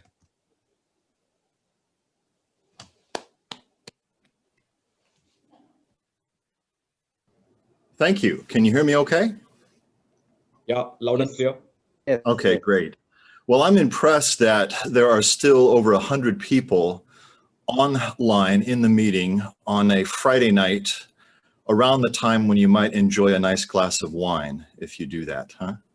So I'm impressed that you're still here, and I will try to make my talk worth your time. To begin with, I'll do a little self-introduction. My name is True Black. This is my real name, even though I don't look it. And I like to use numbers to say hello. So my numbers tonight are 15, 8, and more than 100. Okay, it's not working. There we go, more than 100. So the 15 is the number of years that I have done my current job. And from the beginning of my career in training and coaching and organizational development, I have been trying to figure out this thing called influence. I'll learn as much as I can. It comes into my work regularly. 8 is the number of difficult creatures that I have to influence. So who are the 8 difficult creatures? Well, 6 of them are human and 2 of them are feline. So the 6 humans are 5 children between my wife and I. The oldest is 29, the youngest is 14. So that's the 5. And then I have a very smart wife who is not always easy to influence. That's number 6. And then the 2 felines are cats who basically will not do anything I want them to do anytime. Some of you may be able to relate. So that's 8 people in my life who I need to try to influence who are not that easy to influence. Okay, and then the 100 plus is just the number of influence and trainings that I've held over the years, or that I've facilitated over the years. So it's a regular topic for us. I'd like to start by just defining influence. So if you look in any good dictionary, you will see pretty much the same definition of influence. So we have here the standard definition, which is that it's the ability to produce an effect on the opinions or the behavior of other people. And sorry, I'm having a hard time changing my slide here. Let me just see if I can fix that. I have a producer here to help me. Okay. And then who might we want to influence? Various stakeholders in our lives, customers, bosses, peers, subordinates, business partners, family members, friends, strangers, and cats. I think all might fall into that category. And then what might be challenging about it? Well, I think one of the most challenging things in influence is that sometimes you just get rejected. You get a no, a hard no. Sometimes what you get is a yes that's actually a no. That's compliance rather than commitment from the heart. And you see this quite a bit in business, or with teenagers who would just like you, mom or dad, to shut up, and so they can do their thing. Sometimes the challenge is that we just have no platform. People ignore us. They won't let us influence them. And then finally, sometimes people become annoyed by the fact that we are trying to influence them. Perhaps we have used the wrong approach. Perhaps we've caught them at the wrong time, and they're not so happy. So it can result actually in a conflict. These are all some of the challenges that we might encounter when we try to influence people. So how do we get a yes? Let me start by showing you a little model of a brain. This is not a real brain, so everyone can relax a little bit. It's a plastic brain. And if we look at the anatomy of the brain and then try to relate it to influence. That's what I'm going to try to do now. We're not talking about right brain, left brain. Okay, I think we all know that right brain is creative, left brain is analytical. I'm actually just talking about the different larger portions of the brain. And I'm talking about it in a fairly simple way, just for the purposes of our talk today. So if you ask a good brain doctor, they'll probably have a much more detailed explanation. But for our purposes, we need to understand that we all have this neocortex, which is our supercomputer, which is the problem-solving machine that allowed us over thousands and thousands of years to dominate in the animal kingdom, even though there are animals that are larger and stronger than we are. Your limbic portion of your brain, the limbic system, is the emotional center of the brain. So it can be quite wonderful, right? If you feel a passion for something, or excitement, or love, or sometimes pain can be a little bit interesting part of life. So the limbic system is the emotional center, and then we all have a brain stem, and you can see I've put an alligator over the brain stem just to show that if you think alligator, how do alligators respond to other animals? Very instinctively, it's either going to be fight or flight or freeze. So we have that as part of our brain anatomy as well, and it will impact some of our behaviors and some of our decisions. So looking at this, we then come to a question, which is decision-making for most people, or for all people, let's say all people, is decision-making primarily an emotion-driven thing, or is it a logic and rationality-driven thing? Because, if you're trying to influence somebody, you have to know, is it really about touching their heart and getting the emotions going, or is it about appealing to the brain? Which one is going to work better? So I think everybody knows that it really, we all decide based on both emotional and rational factors. And how it usually looks is something like this. We're going to collect data. Let's say that we're buying a car. We have a little bit of money in the bank. We have a nice, decent budget to spend, and we want to purchase a vehicle. So we're going to go around and collect lots of data on fuel economy and how many seats does it have, and we'll have our criteria for purchasing the vehicle. We'll be doing analyses, but we'll also be sitting in the car and sort of seeing how it feels. And usually the brand will sort of influence our feelings about it. So that normally what we'll do is we'll go around and collect both rational and emotional data. And then we're going to decide based on emotional factors.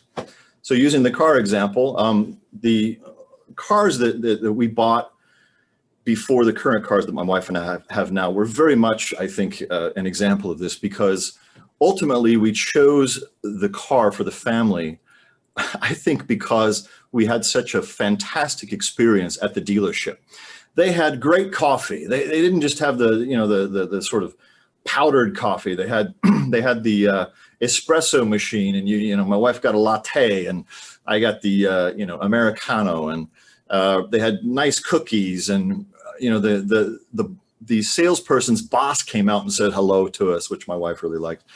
And then the boss of the boss came out and said hello and gave his card. If there's anything, they just treated us very well. The whole sales process was very caring, very customer oriented. So in the end, I think we bought that car probably mostly because we felt so great working with them, and maybe not based on rational factors. Don't tell my wife I think that. Now, what happens after you make this sort of a decision in step 3 is you go back and justify your decision based on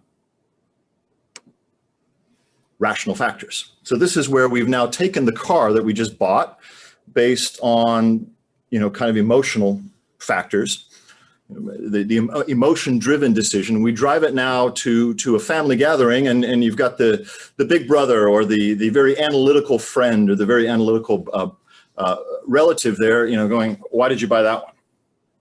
And at this time, we are not going to say, well, because the dealership had a fantastic espresso machine, and you should taste their cookies. They're so good. And, they treated us with such respect that how could we not buy a car from them? There's no way we could say that. I had to pull out the manual and say, well, because you see the horsepower there, brother? I don't know what I'm talking about, but I, sort of had to have some facts in my back pocket. And so that's how a lot of people make decisions, not just about purchasing something, but about whether or not, to take a job, about whether or not to work with this particular partner versus another partner. How about this one? How about getting married? Is there anybody who's going to tell me that getting married is primarily a rational decision? I think a lot of people make that decision based on the emotion at the time. And that's why, at least in my home country, the USA, there's almost always a first marriage and there's a second marriage. And meaning the first one fails. It's very, very common. Okay. Now, how do I help you with some of these challenges, and how do I help you approach influence and persuasion with some tools that you would be able to use, some practical tools? And I'm going to introduce four, a toolbox, and I call them smart influence tools. Influence, persuasion, pretty much the same thing. So we're going to start with smart service. Don't worry too much about smart empathy, smart persuasion, smart attraction right now. We'll just start with smart service, tool number one. Now, every single one of these tools is something that you probably have thought about before. You might have used, used it in certain ways. What I've hoped to do is to enlighten everyone who's listening on how you can take what you already know and use it even more effectively to get to your goal, which I'm trusting is an ethical goal for all of you. It's, because if you use these tools really well, you can actually get stuff that you want that maybe isn't, it's maybe not good for the other person. You can actually use it to manipulate. So we'll just mention real quickly that we want to be ethical in our use of our application of these very powerful tools. So we'll start with what I call smart service. Smart service, practical service. Well, I mean, service is a wonderful reason to do anything. Just sincere, caring service. It's why I do the work that I do. I think it's part of my life mission. But in social situations where we want to influence people, service is a wonderful way to do that. And let's take a look here at Dr. Robert Cialdini. He's actually in this photo, 74 years old or something. He's in his 70s. Guy looks fantastic. I need to find out what he is eating because he looks so good. Now, he says in his world famous book that many of you have maybe already seen, it's called Influence, the Psychology of Persuasion. This is the Bible for anyone interested in learning about influence and persuasion. It's science-based, wonderful, about 200 pages, quite an easy read, very interesting, available in every language. So Dr. Cialdini says that when we talk about reciprocation, in other words, giving back to someone who has given to us, this is irresistible to basically everyone with a conscience. Unless you're dealing with someone who is really, truly evil, most everyone will want to reciprocate after they receive some help or some service. But we need to be a little more sophisticated about it because you can't just go around, serving. What would you like me to buy for you? You go bankrupt, right? And you only have a certain amount of time every day. So we then turn to the work of this famous professor, Adam Grant. Maybe some of you have read his work as well. And his book, Give and Take. And Adam Grant, Dr. Grant has said, or has found in his research, that there are three kinds of people in organizations. I assume that, well, yes, you can apply directly to Toastmasters, okay? And the three types of people are, number one, givers. There are people who give more than they take. They're wonderful. There are people who are takers. They take more than they give. Maybe not so wonderful. There are people who are matchers, and so they're looking for an even exchange. You help me, I'll help you, we'll kind of keep it even. There's a balance sheet there. So here's the question. Of these three types, And you might think about which type you are. Are you a matcher? Are you more of a giver? Or are you more of a taker? Of these three types, which type performs at the highest level in any organization? Which type is successful over time more than the other types? So you might think just for a moment about your answer. The research says, now if we look at the graph here, we've got just a very simple graph. You've got success from low to high. So more successful is to the right, less successful to the left. And then we've got percentage of the population. The graph slopes like this. Givers are at the low end of success, but they are also at the high end of success. So if you look at the graph, most people are going to be in the taker and matcher category, more matchers than takers, his research says. The difference between the high-performing givers and the low-performing givers is that the low-performing givers are doormats. This is a term that means that they just give anytime, anywhere, without consideration for the impact, the real benefit to the person. They're pushovers. All you have to do is ask, and they'll say yes. And of course, these people end up having not enough time to achieve their own goals, and they end up being used and manipulated and abused. So they perform badly in organizations. Now, smart givers are the ones who do really well.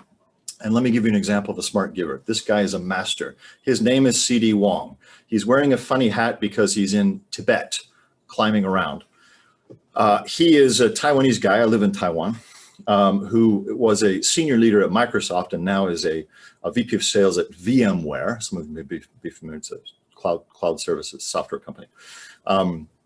So CD, what he does is he figures out what everyone around him has going on in their life, what they need. Are they feeling stressed? Are they feeling tired? Are they feeling happy? Are they looking for this? What do they need? What's going on? And he is so observant about this that when the opportunity comes to support someone or to help someone, he does it. He doesn't spend tons of money doing it. It's not about that. Doesn't spend tons of time. He's just very observant of what people need. So in my case, a long time ago, 15 years ago, I was tutoring him in some business English, and we started getting into his team leadership stuff. And he said, "True, why don't you work as a full-time corporate trainer? Why are you doing teaching me business English? You should be speaking Chinese, running around Taiwan and China doing trainings." And I said, "Well, I'm looking for an opportunity. I have a consulting business that's going very well, and I love adult education. I just don't know how to get into that corporate training world." And he said, "I know a guy, owns a training company in Shanghai. I'm going to give you a recommendation." And that was how I got into my career, was thanks to this guy right here. I'll never forget it. And I'm always we're still in touch, always looking for a chance to help him back. So he's a smart giver. That's tool number one. I think we're doing okay on time. Let's go to now smart empathy. Everybody knows what empathy is. If I say, what is empathy? You'll give me a beautiful definition, I'm sure. You'll say, it's understanding how someone feels. Okay. Here's my question. Is the goal of empathy to understand how the other person feels, or is it to understand their practical needs? What is the goal of empathy? And what might be fun is for you to put your answer into the chat. We'll just see if you're still around. I think 100 people are. If you could just put your answer into the chat. Do you think that the primary focus of empathy should be on figuring out how somebody feels? You may not have the same feeling, but figuring out what their emotions are, or is it about figuring out their sort of practical needs? I'll just wait and see what happens in the chat.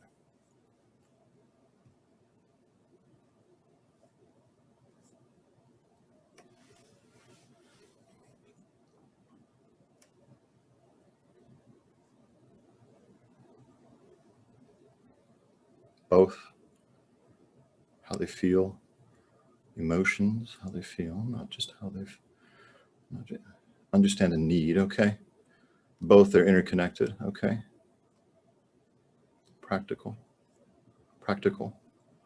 Lots of practical. I wonder if you were influenced by the previous response. Nah, everybody here is a mature, seasoned professional. So, okay.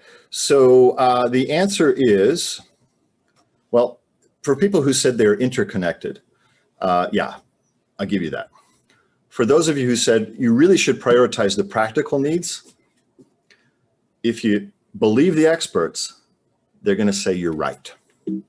Now, if you chose emotions first, I congratulate you for being a loving, wonderful human. And I understand. I like to understand how people feel. I tend to go that way first myself. But if we define emotional empathy as understanding the way someone feels, and we define rational empathy as understanding what they're thinking, what are the issues, what are the goals, what are the risks and challenges, and the experts will call that taking on the perspective of the other person, like being able to really see the issues from their point of view. Okay, if we take it that way, what the studies are showing is that we should prioritize rational empathy. And here's how it works. Of course, we pay attention to the emotions. You can't just, people aren't robots, right?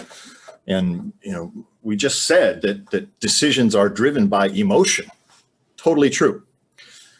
However, if we focus on the rational concerns, the issues, the things they're trying to solve that are probably causing some kind of emotion for them, help them achieve the goal, help them solve the problem, what happens is they feel good. They feel great. And we have taken care of the emotions. So what I normally suggest is something like, 20, 30% of your energy on the emotions, the rest of it on what is the practical issue. I have, there's a great book that outlines this, a research called To Sell is Human by Daniel Pink, also available in many languages. My story here about this is the scary decision maker. So back in my freelance training days, nowadays I co-own a training company called, or an organizational development company called True Development.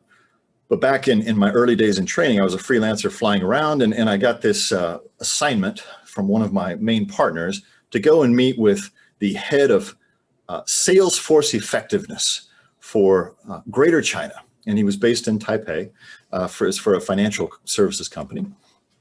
Actually, they're doing like client advisor work, high net worth individual wealth management kind of stuff.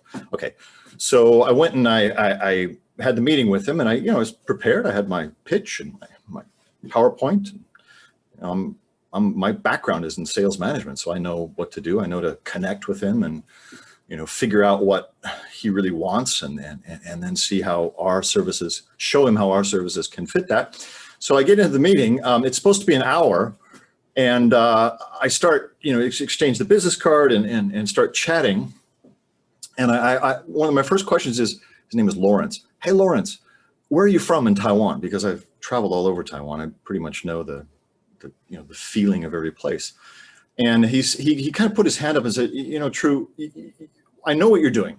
I have certifications in pretty much every sales training methodology that you can have. And so what you're trying to do now is connect with me. And I'm going to stop you and tell you that I don't have time for that. I also don't have time for the full hour. I have 30 minutes. So let me give you the agenda in order to save us time. Item number 1, prove to me that you can speak fluent Mandarin, so fluent that you can facilitate a workshop for 2 days in Chinese without failing, without faltering. Item number 2, there are many, many training firms, organizational development firms in the region. Why do I choose you? And he literally looked at me and said, go.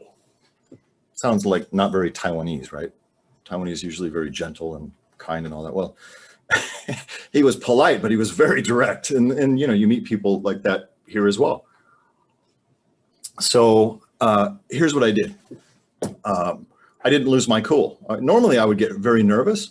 I stayed really calm, and I started asking, what happened with, did you hire a foreign trainer that said he could speak Chinese, and then turned out that he couldn't speak Chinese? He said yes. And so we're chatting in Chinese, and I ended up using a proverb in Chinese. It's called 因材施教, and that just means that sort of when when the student is ready, the teacher appears. And there's lots of ways to say it. Or we adapt the content to the audience, that kind of idea. Toastmasters idea. Anyway, I said that. He said, okay, you passed, good job. Number 2. And I started asking about, I was able to stay cool and really be a good salesperson. So I was able to ask about his favorite program last year and why he liked that. And he told me, and then the worst thing that he saw last year in training and why it didn't go well. And he told me, and then, I had a really clear idea of how I should talk to him. We ended up having a great chat about business for 30 minutes. He basically committed to a series of programs on the spot. And then we spent the last 20 minutes, he gave me extra time, last 20 minutes having a chat about where he grew up in Taiwan and what it's like, and very friendly, and he almost hugged me when I left. Okay, so what's the point? The point is, before I went into that meeting, I was downstairs. I was early to the meeting. I was 10 minutes early. So I was downstairs sort of walking around thinking about my agenda, and then I had extra time. So I thought, well, I'll think about his agenda. He is a top end, he's the head of all these, super successful salespeople. Okay. He works for a top end company. His headquarters has required him to meet with someone he doesn't even know. He didn't request the meeting. He might be a little unhappy. And all of that was true. And so I'd sort of already begun to take his perspective before the conference, before the meeting. And I think that's why I was able to stay calm and not get upset by his sort of directness. Okay. And the Chinese have a saying for this here. I'll share it with you. It might be fun for some of you who are interested in Chinese culture. The characters are, in Chinese we say, 默契, and it's very hard to translate into English. What it means is, we are really connecting. You can also say in English, you could say that we have a sense of rapport between us. It's R-A-P-P-O-R-T. Okay, so I know in any meeting with any client or with a participant, a learner in one of our programs, or someone I'm coaching, or a senior leader I'm advising, I know when we're gonna work together. And that's when I can see the 默契, when I can see that they feel like I get them, I understand them. And that's why I focus on understanding their view on things, and also their emotions, but mainly what it is they're trying to do. What are they trying to solve? What bothers them? What's the challenge? Okay.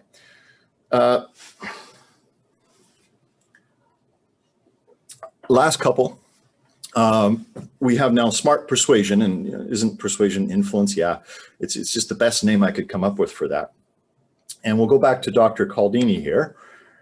And he says from his research that once we've made a choice or we've taken a stand, we are going to basically stick with that. We'll encounter personal and interpersonal pressures to behave consistently with that commitment. So he recommends that if you can't get somebody to say yes, I think a lot of you have used this.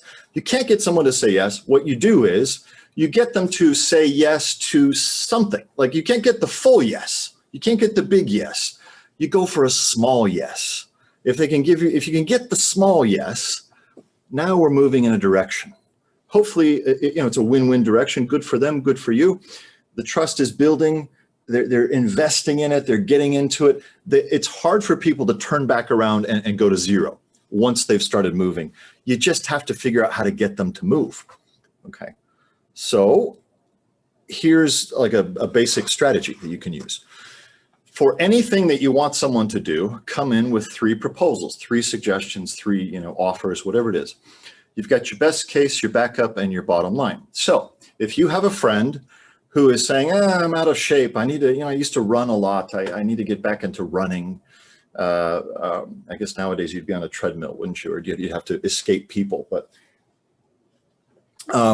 if you're going to encourage that person, you might say, hey, I'm going to be running a 20-kilometer race in 3 months. Do you want to train with me? That's your best case. If they say, I don't know, 20 kilometers, that's a lot. I've got this belly now. It's I like my beer. You'd say, okay, there's another race. There's a 10-kilometer race, also in about 3 months. How about we do that one? sounds pretty good. You know, if they might say yes, or they might say, but you know, they might come up with more excuses. So then you say, oh, come on. Okay, a 5-kilometer race. Let's train for a 5-kilometer race. We'll do it together. You know, you'll love it. You'll get back into that feeling of running. How about it? And that's when you're probably going to get a yes. If they've already said no twice to something good, you know, you have good intentions. You just have to have those backups in place. And normally there's, okay, fine, I'll do it. And then you can move forward together. My example, the trees that you see here, this is exactly how client work ends up for us. First meeting, new client. If we can get to that, what I mentioned, the mochi, the rapport, where they feel like I really understand them, and you know, they can see that we're doing what they want done. We'll get a small job. We'll get a little project. And then if that goes well, not too much longer later, we'll get a bigger project. Then we'll get a bigger one. Then we'll get, you know, and by the time we get to year 2 or 3, we're really, you know, we've got momentum and we're really moving together. And all I need to do is make sure that I keep up the quality and keep up the momentum and keep up the rapport. And it just keeps getting bigger and bigger. That's how it works with clients for us. And then I'm glad my wife is not here. She's home with the cats, probably trying to get them to do something they don't want to do. So I can talk about her. And for my producer who knows my wife, do not show her this video, all right? Don't let her see this part, just, yeah. Okay, so my lovely wife for years and years was saying, I want to learn to play an instrument. And I think the violin is really beautiful. So every time I would say, you know, let's go sign up for violin lessons, she'd say no. And I'd say, well, you know, there's just a studio down the road here. You know, I'll drive you. I'll wait for you. No. I'll find a violin teacher, come to the house and you teach you at the house, you know. No. So finally, our daughter signed up for guitar lessons, and I also signed up just because I was going to be waiting anyway. And when you have a teenage daughter, you know, you have to have something to talk about. So I'm there with her doing guitar for a few weeks, and I got my wife to commit to just show up at the music classroom and just, you know, get a feel for it, talk to the boss lady. And she agreed to 1 trial lesson, came to the trial lesson, enjoyed it. Agreed to a 2nd trial lesson, enjoyed that, signed up for 10 sessions, enjoyed that. And you know what happens now. 2 years later, she plays the violin beautifully. Okay, same thing with yoga. Oh, the first, I don't know if you guys can see how big I am. I'm 6'2" in American language, and I'm 189 centimeters in most of the rest of the world. And I'm a big guy. You know, I lift weights and box and all that kind of stuff. So, you know, I'm there, you know, in the yoga class, and I'm doing it because I'm trying to get her involved. And what's the point? The point is she, you know, kind of moaned and complained and wasn't going to do it. But then, you know, because the big, huge husband of hers is, you know, suffering through a yoga class, for her, she goes for a couple of weeks. She ends up loving it. And she loved it so much, she hired a yoga teacher to come to the office here and train everybody else in yoga. And then they told me that I don't need to attend because I'm slowing everyone down. This is how things work, huh? Okay, final tool, smart attraction. And let me see if I can see any notes here on True, can you be quiet? I'll tell people how they can connect with me a little bit later. Okay. Oh, here. Oh, I skipped ahead. Okay. So this last one, I call it smart attraction. What I'm saying is have fun with this stuff. Be creative. And the best way to be creative is to be visual and to tell stories. And I think you probably talk about that in Toastmasters quite a bit. So a couple of quick examples of how you do it. I had a client a couple of years ago. He's the GM of Taiwan, goes to Singapore every year, and with his fellow country heads, fellow GMs, they all give this, you know, super boring report on how did this year go, and then what's the request for next year, you know, the budget, head count, all this kind of stuff. And he said, True, you know, I'm tired of going to these meetings. I'm giving a boring presentation like everyone else, and I only get half of what I ever request. Is there a way for me to get more of what I request and to enjoy the process? I said, let's work it out. So we ended up being very creative and very visual. And here's what we came up with. So his report in the past was just using that boring template, you know, that everybody's required to use. He started off in a crazy way. He said, you know, good morning, my fellow country heads. I'm going to start with a question. You see the sailboat there? How many of you have been on a sailboat? And he had, you know, engaged them in a little bit of conversation about sailing. Most of them hadn't been on a sailboat, but they sort of imagined what it would be like. Okay, and he said, you know, for us, I bring up the sailboat because it describes how Q1 was for us. This was in 2018. He said, then what happened was Q2, Q3, we had supply chain issues. We had competitive pressures. We had, you know, a lot of difficulties, storms. It was really rough. And then by Q4, we found the smooth water again. And so, you know, he's telling this visual story, and it was very quick, but people were really watching. They were gripped by this. And then he went into his request. He said, in 2019, we're going to new places. My talk today is my presentation today is primarily about where I'd like to go, and I'd love to have your support. He ended up getting 80% of his request compared to about 50% in all previous years, just by being creative and visual. What does that tell you? So I'm encouraging you to have fun when you're trying to persuade people. You know, do something interesting. I love telling this story. And actually, my daughter, who you're going to see in this story, she's in the next room. She wanted to come back into the office. It's late. It's late here. It's like 10. It's after 11. She wanted to come back and hang out with one of our producers who's here. Okay, and to be with me. So here's the story. I had a buyer on behalf, I was working with a client who had me doing business development in Taiwan. So I met with a really great buyer. We had a good meeting. And then, you know, there were a couple issues to resolve. I went back to the client, tried to resolve them. We worked it out, and then I went back to the buyer. The buyer didn't take my calls for weeks, you know, didn't answer email, didn't take my calls. I could not get a hold of this lady. I even went to the Starbucks below her office, waited all afternoon, hoping she'd come down for a coffee. And I go, hey, you know, what a coincidence. Didn't happen. So one night I was going through our digital photos, and I saw this photo of my then 2.5-year-old daughter, Savannah. And I had an idea. So I sent an email to the buyer, who happened to be about 29, 30 years old, lovely young lady, who had, in our first meeting, been very, you know, chatty and fun, and had asked me if I had kids, and I had shown a picture of Savannah, who you see here, and she'd, oh, she's so cute. So I sent her an email. I sent the buyer an email with this picture, and the email said, Dear Auntie Kay, her name's Kay, my name is Savannah, and I'm really you can see I'm very sad today because you don't answer my daddy's calls and you don't answer his emails. Could you please answer my daddy's communication? You know, thank you very much, Savannah Black. I got a call from the buyer the next morning. She said, you're kind of a tricky one, aren't you? Do you have time this afternoon? Yes. I went into the office. We closed a deal for several 40-foot containers. It was a great entry into the market for that client that I was working for. So I'm telling you, you know, have some fun, be creative. The messy backpack is an example from India, but I think I'm probably over time now, so I'll skip it. It was a guy who was trying to prove a point to a client, and he used a prop. And this is in Delhi, you know, Gurgaon, the IT center, and you know, very serious meetings, but it actually worked out really, really well. And he used the prop to explain what he was selling to the client. Okay, so these are the 4 tools.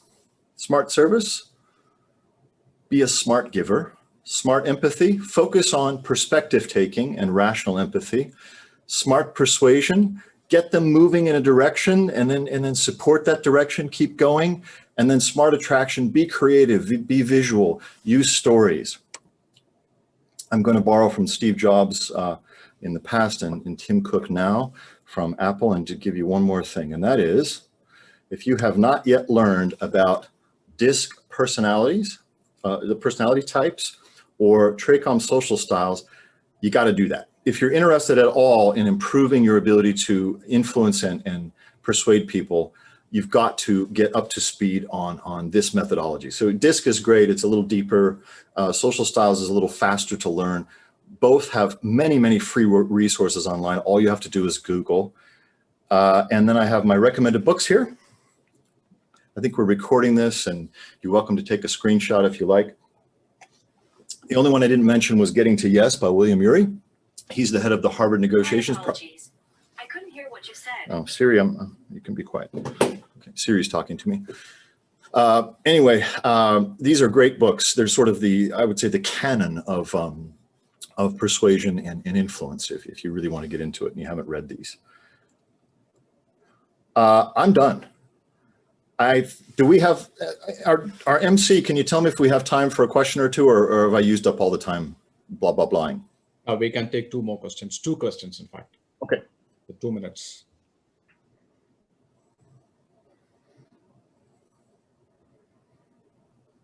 Hi, sir. Hello? Hi, Zareen here. Thanks for your presentation. And I wanted to know, like, how can you improve your interpersonal skills? Like, you know, I have trouble saying the right thing at the right time. Sometimes I say the wrong things at the wrong time. You know, so how do you avoid making mistakes like that, saying the wrong thing at the wrong time, when to say the right thing at the right time, and also how to improve your interpersonal skills? Okay, I give you 3 suggestions. Number 1, embrace who you are, because you sound adorable to me, and you know, saying the wrong thing at the wrong time, well, welcome to the club. You know, don't feel bad about yourself. Embrace that you are a unique person that sometimes makes these social mistakes. That's number 1. Don't give yourself so much pressure. Number 2, I would say that you can do a lot just by listening to people, like focusing on listening to them first, paying attention to them. Maybe what you're trying to do is sort of get your thoughts out first. I would focus on listening and observing them a little bit, and then when the moment comes, you can step in. The last thing I would do is, when someone says something to you and you want to respond, if you want to improve your presence and improve the quality of what you say, you just pause. You don't feel pressure to answer immediately. You look at them, you smile, you pause for a second or 2, and then you give them your lovely response. That's my advice. Thank you so much. Sure. Okay. Hi, Mr. Black. Yeah. This is Abhay. I have one question for you. Especially this is true in organizations when you're speaking to your boss during your appraisal or something like that. Bosses are generally very, let's say, tough, and they don't really budge from what they want to say or what they already have thought about. So during an appraisal or during things like that, how do you get them to move towards what you think you did right rather than what they think what you did wrong? Well, thank you for asking me such an easy question. It's in the appraisal. Okay, I'm guessing that the big issue for them is, you know, I coach bosses going into appraisals, and I'll tell you that for a lot of them, it can be very emotionally draining just to get to, you know, having to deciding what it is that they want to say.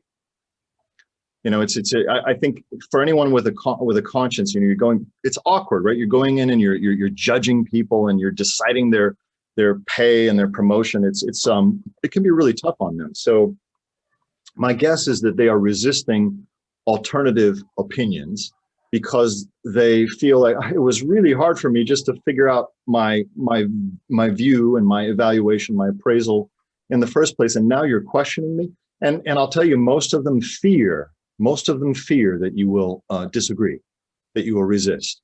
So what you do is you empathize with them and take their perspective. And that is that they're feeling fear. And it was probably hard for them to come up with this. And I think just having that attitude will already help quite a bit.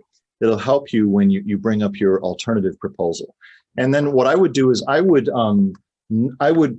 go back to what Caldini says about getting people to go in a certain direction, because what you're doing with the appraisal, you know, the number or the score or whatever it is, you're getting them to change directions.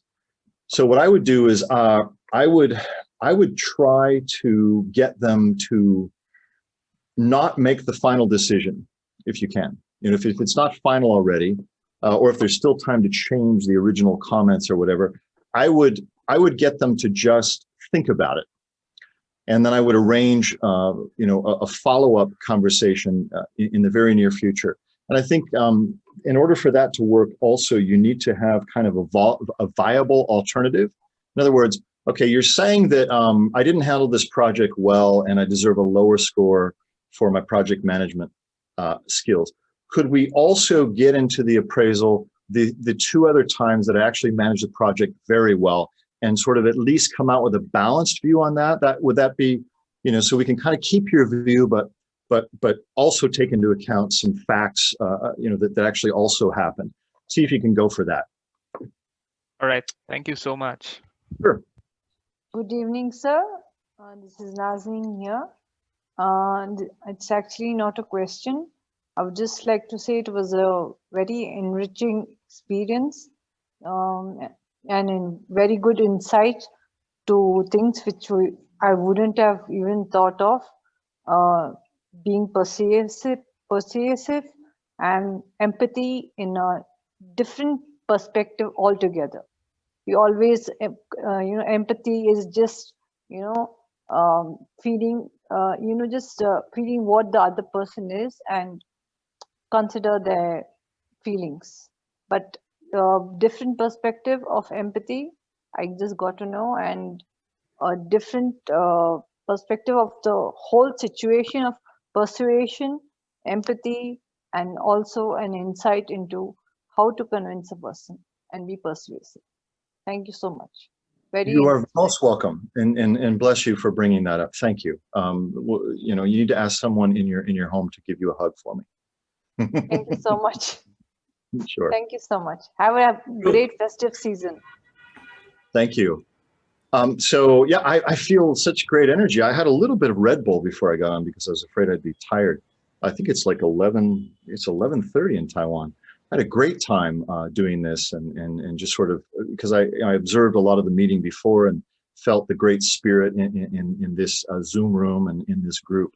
So it really was a pleasure for me.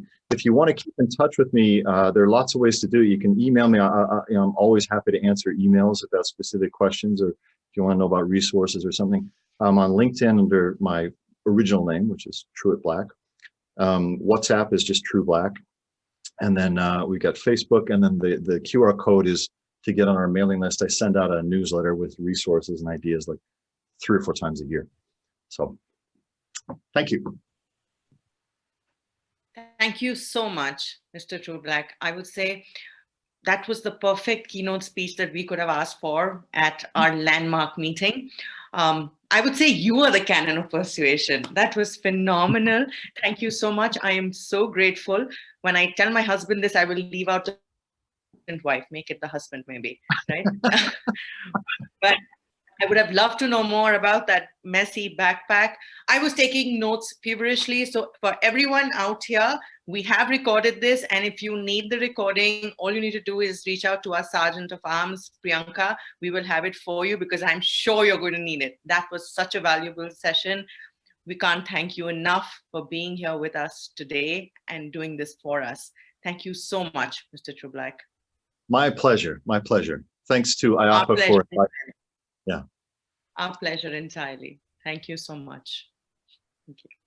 Good evening. Now, ladies and gentlemen, I am sure that you enjoyed that as much as I did. That was a really valuable session. And if you think we are at the end of a line of star speakers, we have more. So today, amongst us, we have someone who's been in theater for over 35 years. He has written over 40 original plays. He's also won the award for the best contemporary play script instituted by the Hindu for the play credit titles. Ladies and gentlemen, you are in for a treat. Today, Please help me welcome Mr. Vijay Padaki as he enthralls us with his play, Exit Laughing. Over to you, Mr. Vijay Padaki.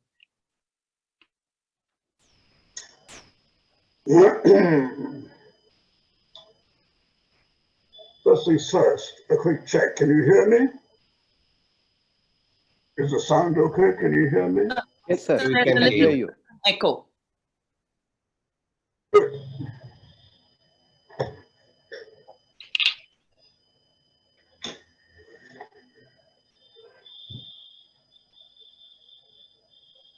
I woke up this morning and found myself dead.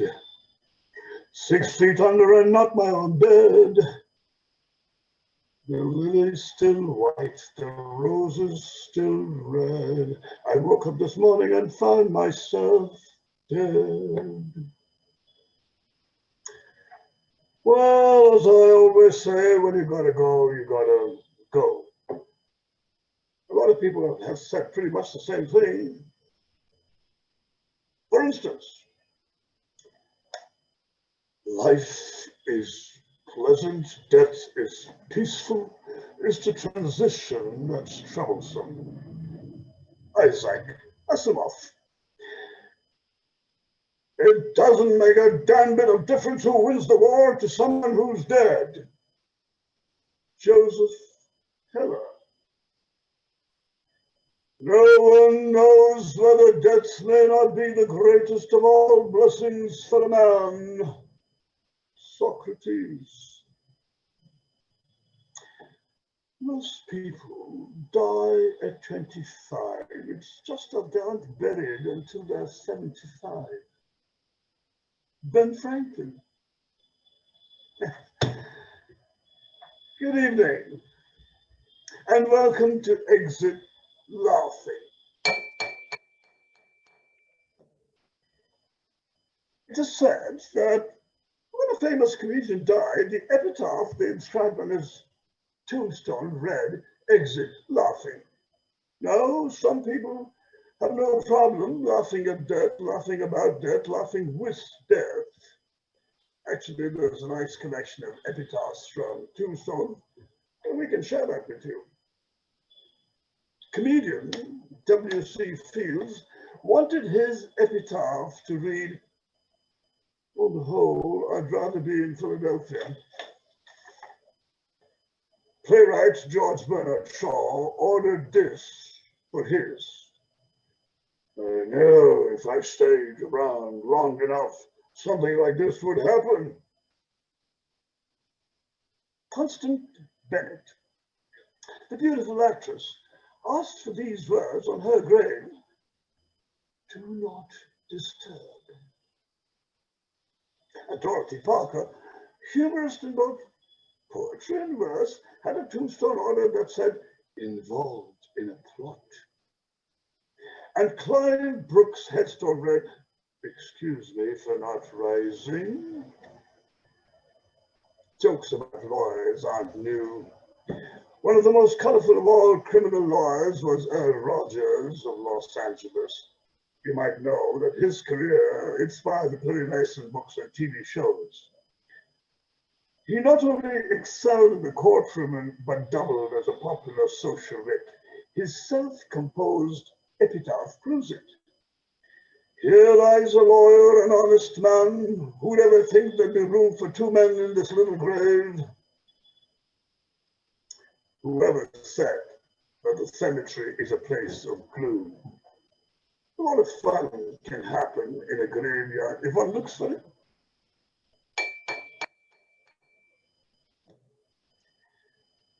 Here's an excerpt from a short play we want to share with you today. It's by an American playwright friend, Gene Ruffini. If you thought the name was Italian, you're right. Dead right. When the moon hits your eye like a big pizza pie, that's amore. When the world seems to shine you like you've had too much wine, that's amore. But That's amore. A young woman and a young man meet in a cemetery. Yep, they're Italian American. There are two small headstones a few feet apart. A woman enters and stands before one of the tombstones. She is Mariana. After a moment's due silence, Mariana speaks to the tombstone. So, Papa, Mama wanted to come, but I said, no, stay at home if you're not feeling too well. After all, we don't want you to get sick and die on me too. I said that to her. I mean, you know me, Papa. I don't like to mince words. I mean, the bottom line is she could die. She could get sick and die. I told her so. Even if it's not the most pleasant thought in the world, that's the way you were, Papa, and that's the way I am.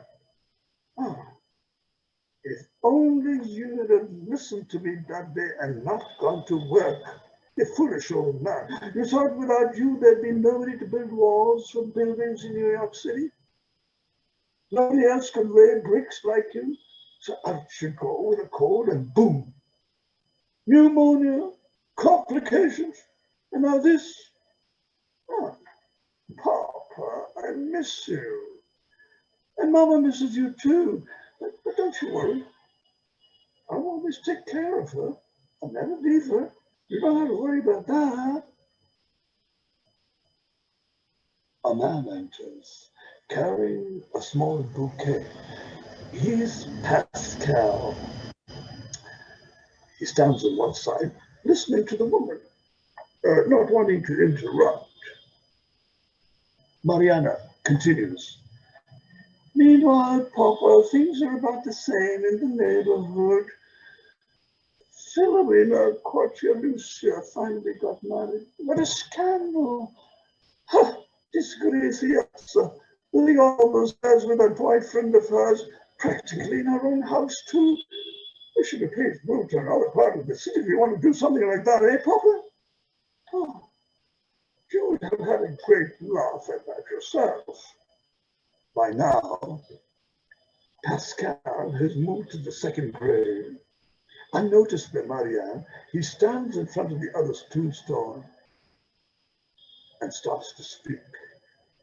He and she speak together. So much funnier when you have two actors on the stage doing this. Anyway, their conversation with their fathers roll on. Papa, I'm sorry I'm late. I hope you won't be too mad at me. There was a derail of the train. We had to wait 20 minutes at the Long Island City stop. Otherwise, Papa, things haven't changed much around the plot. Dominic asked about you the other day. I told him I was going to visit you on Father's Day, and he sends his regards. I think there was a hold-up on the train, Papa, a hold-up. No, not that kind of hold-up. I mean, a stick-up, a robbery. Oh, now you understand. Oh, good. I'm sorry, Papa. I don't know. Don't express myself too well, but I'm really sorry. Mr. Mancio's back is bothering her again. Yeah, Mrs. But already she's talking about putting in a new row of tomatoes in the backyard.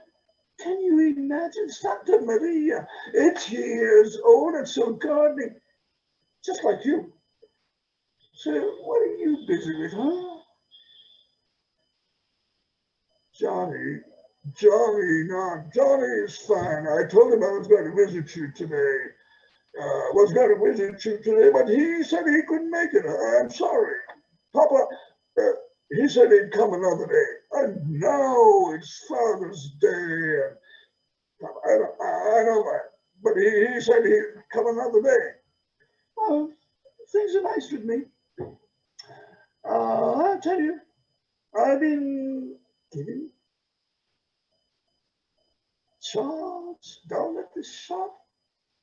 I have 23 girls working under me now. Mr. Corn says if I keep up the good work, he may make me shop supervisor someday. That is, as soon as Mr. Lipsky retires. Thank you, Papa. That's nice of you to say that. I appreciate it. I always try to be a good son. You know that. I miss you now. You're gone.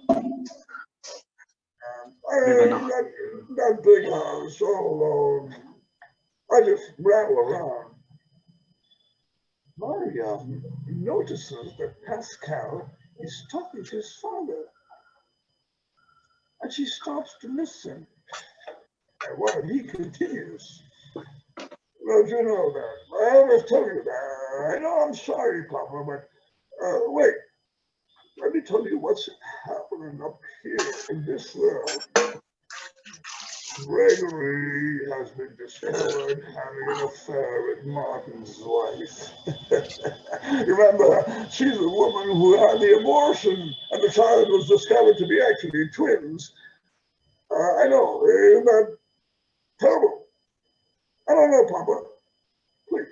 Please, Papa, don't yell. Excuse me. How can you forget it was Martin's wife? Excuse me. Are you talking to me? No, I'm talking to Luciano Pavarotti, who's taking a break in his concert. Of course I'm talking to you. Who else would I be talking to? And you're talking to your father, and your father's talking back? Yeah, I'm sorry. It must seem funny. No. I don't think it's funny. It's just peculiar. I mean, in all respect. I noticed that you were talking to your father. Yeah, but he don't talk back. I talk, he listens. But your father, he talks back, eh? My father, God bless him. I'm sorry, Papa. I didn't mean it that way, the way it sounded. You mean he just talked back now? He had something to say? He thought I meant he talked too much. Oh my. Papa? You hear that, Papa? He talks to his father, and his father talks back. You think maybe you and you and me could do that sometime, hey? What do you say? Nothing. He's not talking back. Well, it takes a little time for them to learn how to talk back. Also, at the beginning, they don't really want to talk back. Next time, it was 2 years before my father began to talk back to me. How long has he been dead? Let me see. Oh, 4 years. You've been talking to him for 4 years? He's been dead for 4 years, but he's been talking back only for 2 years. Oh, talking back for two. What were you telling him just now? You watched a soap opera?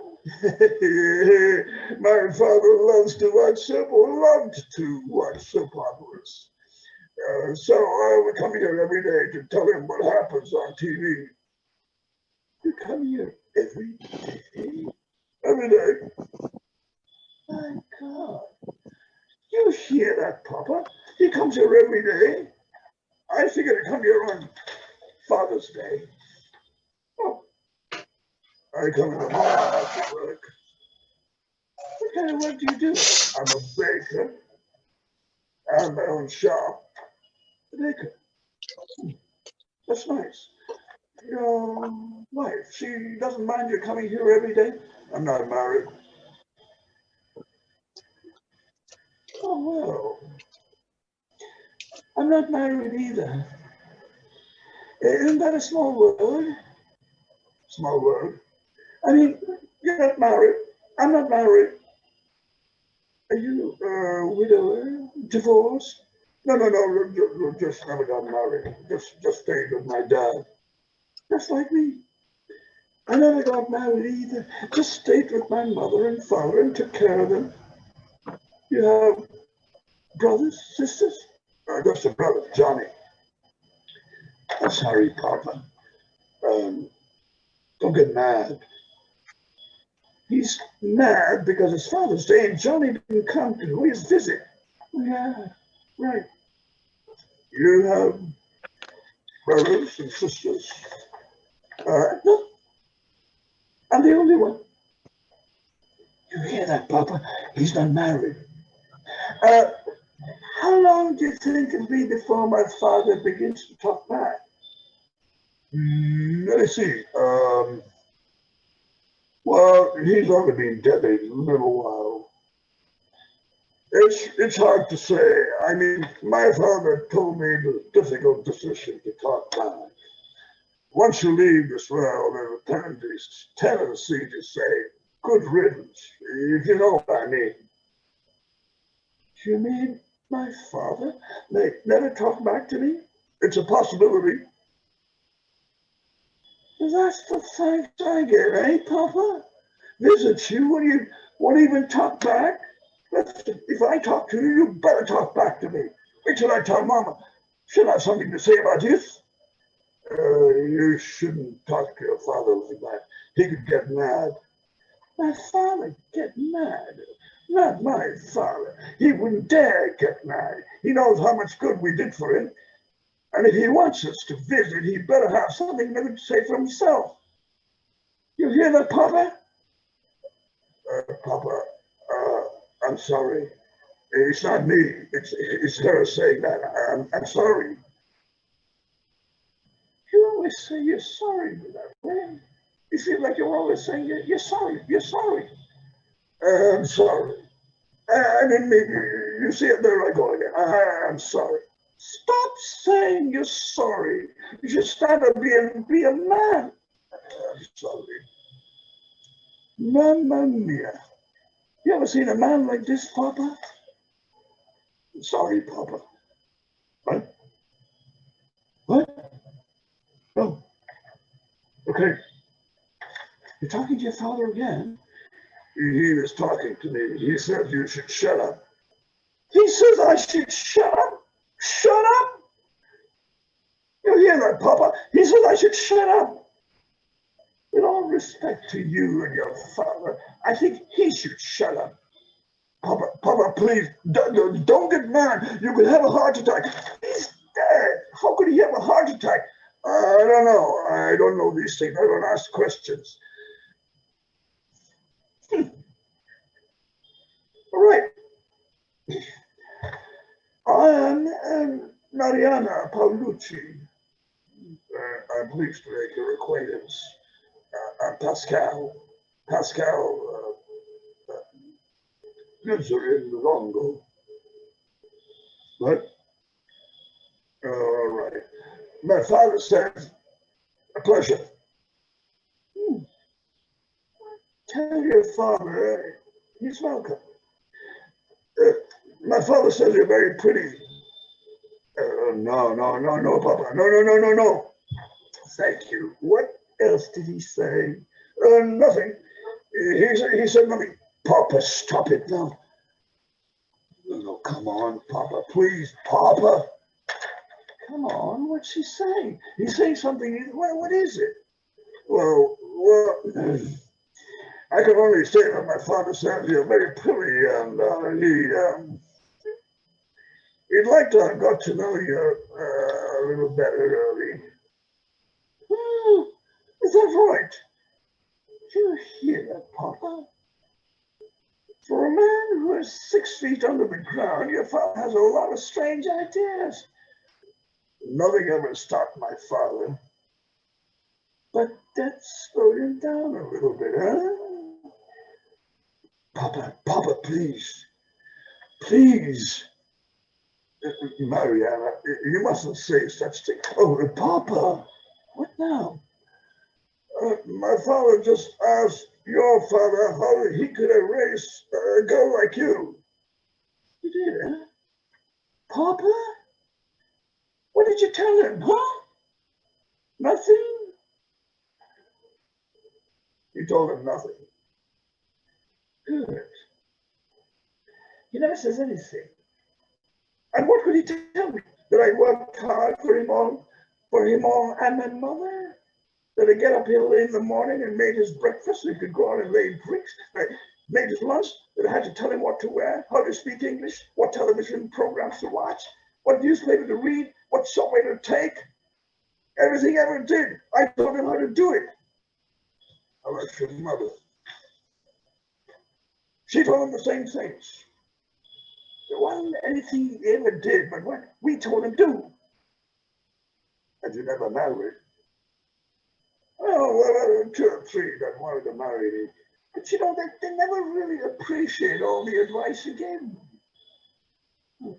I see. What do you see? Some people never appreciate what people are trying to do for them. That's right.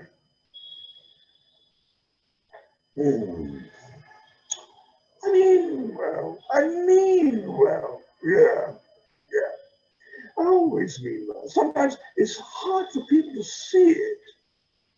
Yeah. I always mean well. Sometimes. So, how come you never married? I remember a couple, but my father, he didn't approve. He was a wonderful baker, father. His cannolis, baba rum, cheesecake. I bet you were a good baker. He taught me everything I know. And now the shop is yours? Now, you listen? A little lonely sometimes. Sure, I understand. And without him to tell you, you don't take care of yourself, son. Look at your clothes. My clothes? Oh my God, and your shoes. My shoes? Pascal, listen to me. A man in your position, a fine baker with a shop of his own, who makes such fine cannoli and baba room. A man of position, a man of respect. Such a man should take better care of how he presents himself in front of the world. I suppose so. By now, Marianne has taken Pascal's arm. You have supper yet? No, not yet. I only left the store a little while ago. Good. It's Father's Day. A lot of people want some cake and pastry on Father's Day. Don't worry. I know about such things. I can help you. She starts to tug him along. Come on, you come with me. I'll give you supper at home. I want you to meet my mother. You like her. But really, no. Don't worry. You know, you won't be imposing. No trouble at all. Listen, take my advice. Well, I appreciate that, but that's enough. You don't have to explain. Give your father the flowers. Go on, don't just stand there like a dummy. Yeah, of course. He hurries to put the flowers on the headstone, and then that's better. Come along. Yes, Maria. Bye-bye, Papa. I'll see you next Father's Day. Listen, if you come too often, they don't appreciate it. I have to take care of the living. The dead can take care of themselves. Goodbye, Mr. Nango. I'll take care of him. Mariana continues to talk to Pascal as she leads them out. Look at you, you're so thin. A baker to straighten up. Be careful where you walk. Just leave everything to me. What's the matter with you? Don't worry, everything's going to be fine. Just take my advice. They go out, arm in arm, leaving the souls of the 2 graves in peace.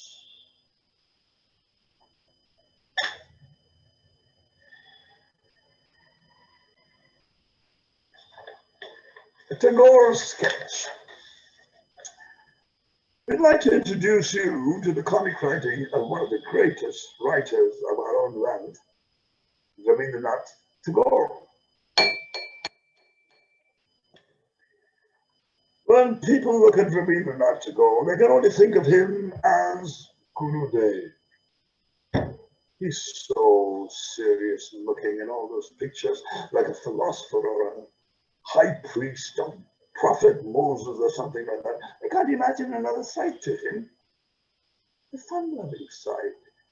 Oh, he was a philosopher, all right. Everybody knows that, but he was a philosopher with a twinkle in his eye. But you know what? He could be very philosophical, like poking fun at things. What did he poke fun at? Oh, many things. The short-sighted caste system, the arrogance of the rich and famous, self-appointed godmen, the garbled jailers, doctors on their fees and their mysterious medicines. All these seem as much relevant today as in his time. And depth. Oh. Some of the funniest writing by him is around death. Oh, he could be really funny when he wrote about death. Oh, he could be really funny. He could be really funny when he wrote about death.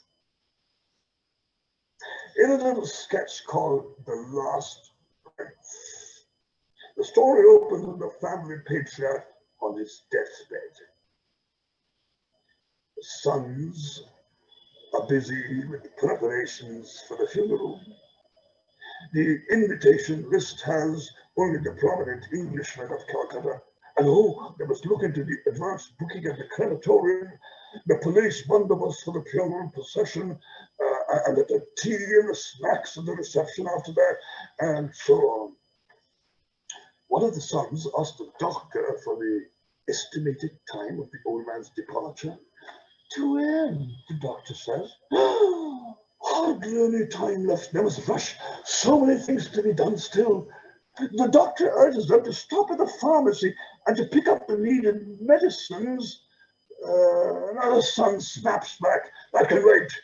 The funeral preparations are more important.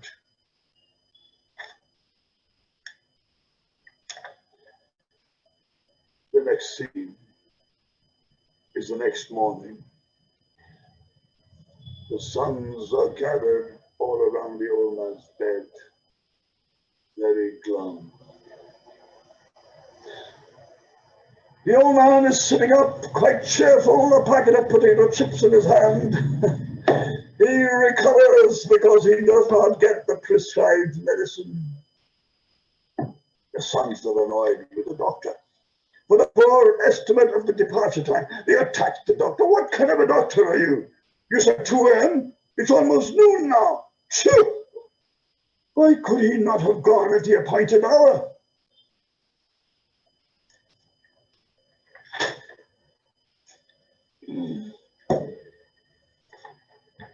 The questionnaire. I'm being followed by a moon shadow. Moon shadow, moon shadow.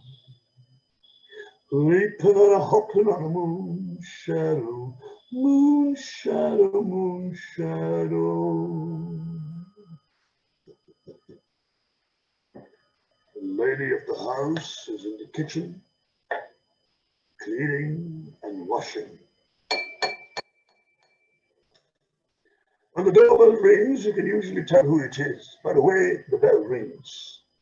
The courier guys and the postman have two completely different rings. Door-to-door salesmen, they attend classes by the Toastmasters. I hear they even train them to ring the bell in such a way that the person inside really wants to open the door. Once in a while, you have somebody at the door with a completely different ringing style. Something you never heard before. There I was, cleaning the dishes in the kitchen, when I heard the doorbell ring. Binga, binga, bong, bong. Now, who on earth could that be? So I leave the dishes in the sink, something I hate to do, wipe my hands on my apron, and go up to the door. There's a man standing there with a notebook in his hand. Good afternoon, are you? Yes, I am. State your business and purpose of visit. Oh, I'm sorry if I disturbed you. Yes, yes, you did. No, you know you're not really sorry. Yes, I left my work half time to open the door. You've been trained in interviews. I'll just take a couple of minutes if I may. Since you've got me here, you can go ahead and take those 2 minutes. It's just a short survey with just 6 questions. Survey off. The living and the dead. What? Those living and those not living in the house anymore. That kind of thing. All you have to do is to say yes or no to the questions I have. Shall we begin? 6 questions, you say? Right? Get started. You live here by yourself in this apartment. Yes? No. Yes, by myself. How did your husband died of unknown causes? Yes? No. Yes. Wait a minute. What kind of a survey is this? There was no funeral. Yes? No. Yes. No, there was a funeral, or yes, there was no funeral. Yes or no. A funeral was held, but there was no funeral. You know what I mean? It was in the news, people talked about it. The funeral, not a funeral. We can take that as a no then. No. I mean, yes, you can take that as a no. We may proceed. That's 3 down. 6 questions, you said? Yeah. Number 4 then. You covered your face because you didn't want people to see how you felt. Yes? No. That is correct. Do we take that as a yes? Yes, we may. The debt. The cyanide didn't work. You were cheated by the supplier. You said you wanted to put the sick dog to rest. He gave you a weak dose in work. He just sat on the sofa, looking at you, smiling. You can go back to the cyanide man. You have to think of something else, quick. You not ask me the next question yet. You chose lead compound supplement. Yes, no. Transcortical high velocity lead transmission. Yes, no. Yes. It was a 38 caliber Smith & Wesson. Yes, no. Yes. Thank you. We're done. We may close. A pause. The woman's frown changes into a wide smile now. We may open. Thank you. My arms, they're open. What took you so long? Well, I was I'm not sure you were up to. Is that a yes or a no? It depends. That is not allowed in survey research. Yes or no?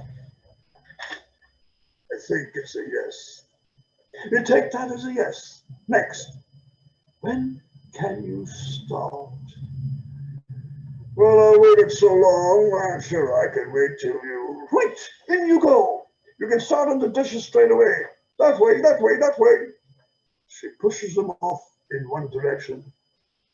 And I'll go and change the bed linen. She goes off in the other direction. The dress code. We had joy, we had fun, we had seasons in the sun. But the wine and the song, like the seasons, have all gone.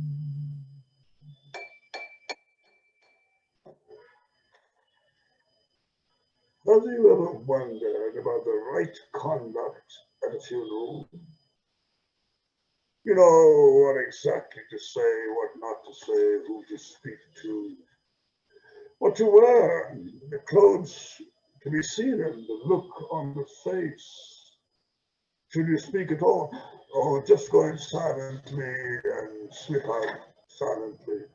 What do you do when somebody else comes up and starts a conversation? Should you accept the coffee or lime juice being served? What do you say when someone asks you if you've had breakfast? Maybe I done.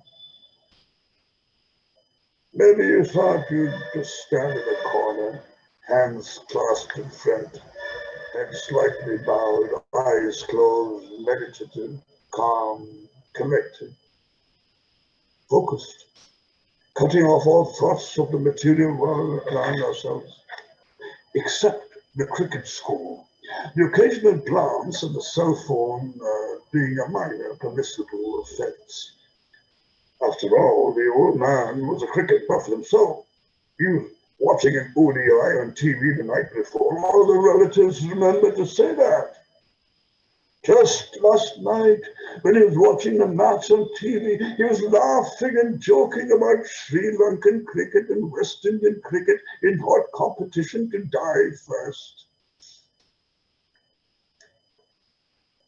Every time we have a condolence item in a meeting, and they say we shall all stand and observe 2 minutes silence, how do they keep time? Everybody waits for the first faint shuffle of somebody's feet, and then we all sit. Of course, that signal has gone out from my feet sometimes. The average time standing in 2 minutes of silence is about 34 seconds. Oh, relief. A hand signal from the corner of the hall invites you to join a group in the adjoining room.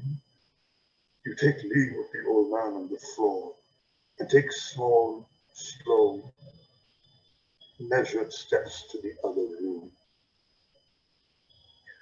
A large group is discussing arrangements for the 12th day ceremony.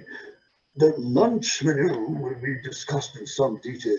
The old man had very definite tastes. A smaller group is discussing funeral rites with the family priest and visiting relatives. The priest is very firm. I am very sorry. The answer is no, no, no. I have been the family priest for over 30 years now. Before me, it was my father. 3 generations of this family have all had their sanskaras performed by us from birth to death. From birth to death. But we must respect his own wishes, don't you think? Are you saying we must not respect the commandments received from our sages, held sacred over thousands of years? But we've all signed the papers. It's not in our hands anymore. It's what he wanted. The body does not belong to us. Exactly. The body does not belong to us. It belongs to God. But it was his wish. Once he's gone, his body is not his anymore. We've informed St. John's Hospital already. The van must be on its way. It will go back the same way. It'll be an angry soul. We'll be responsible for that, not respecting his wishes. The soul will calm down as soon as the samskara is completed. Otherwise, it will be a restless soul hovering about this house forever. You will not want that. The instructions are to the last detail, in writing, what to do, what not to do, as if he was going to be there to supervise its execution. It is not his body anymore. There is a long, awkward pause,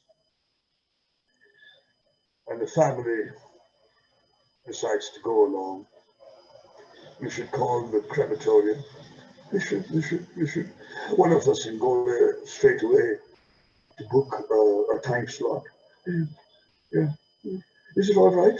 Is the crematorium all right? As long as all the rights are included.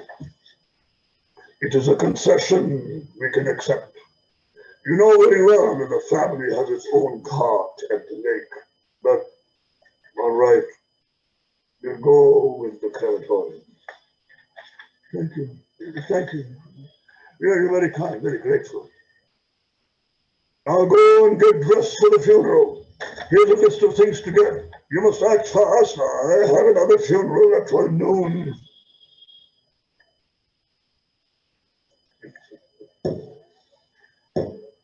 And we go along. Hell, let's do one more. One more man and wife one. Yeah, sure. Yeah. And one more from the land of the free, the home of the brave. Oh, give me a home where the buffalo roam, where seldom is heard a discouraging word, and the skies are cloudy all day.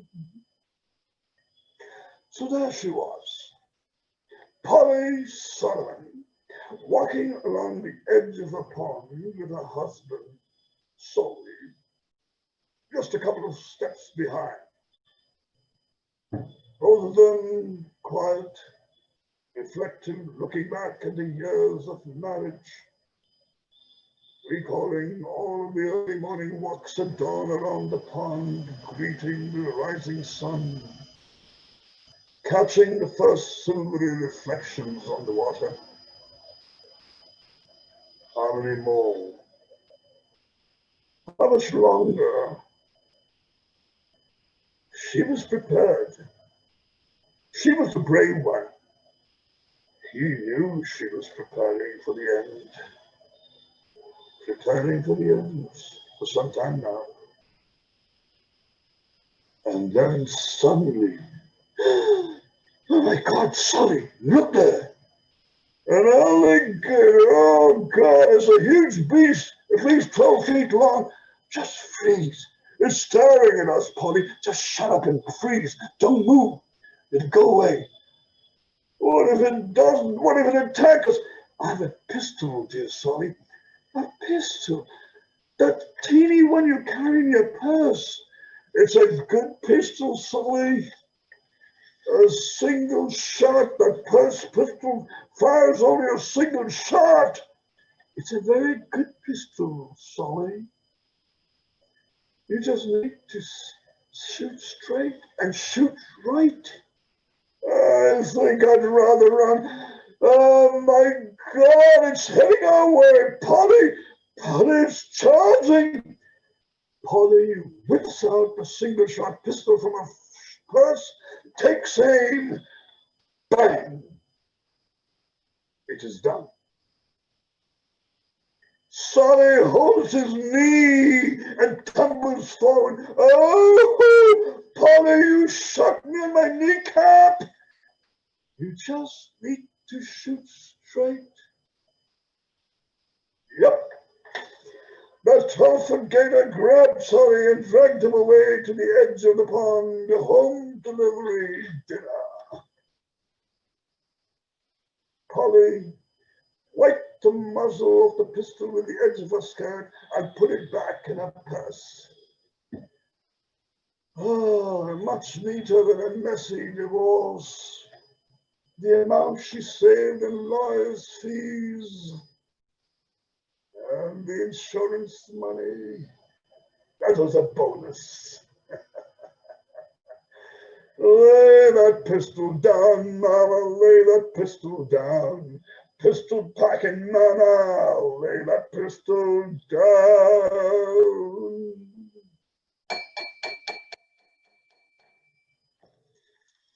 Thank you. Thank you very much. Thank you very much. That's what experience can bring in. And thank you very much once again for enthralling us with such a wonderful play. So a round of applause to Vijay Paraki.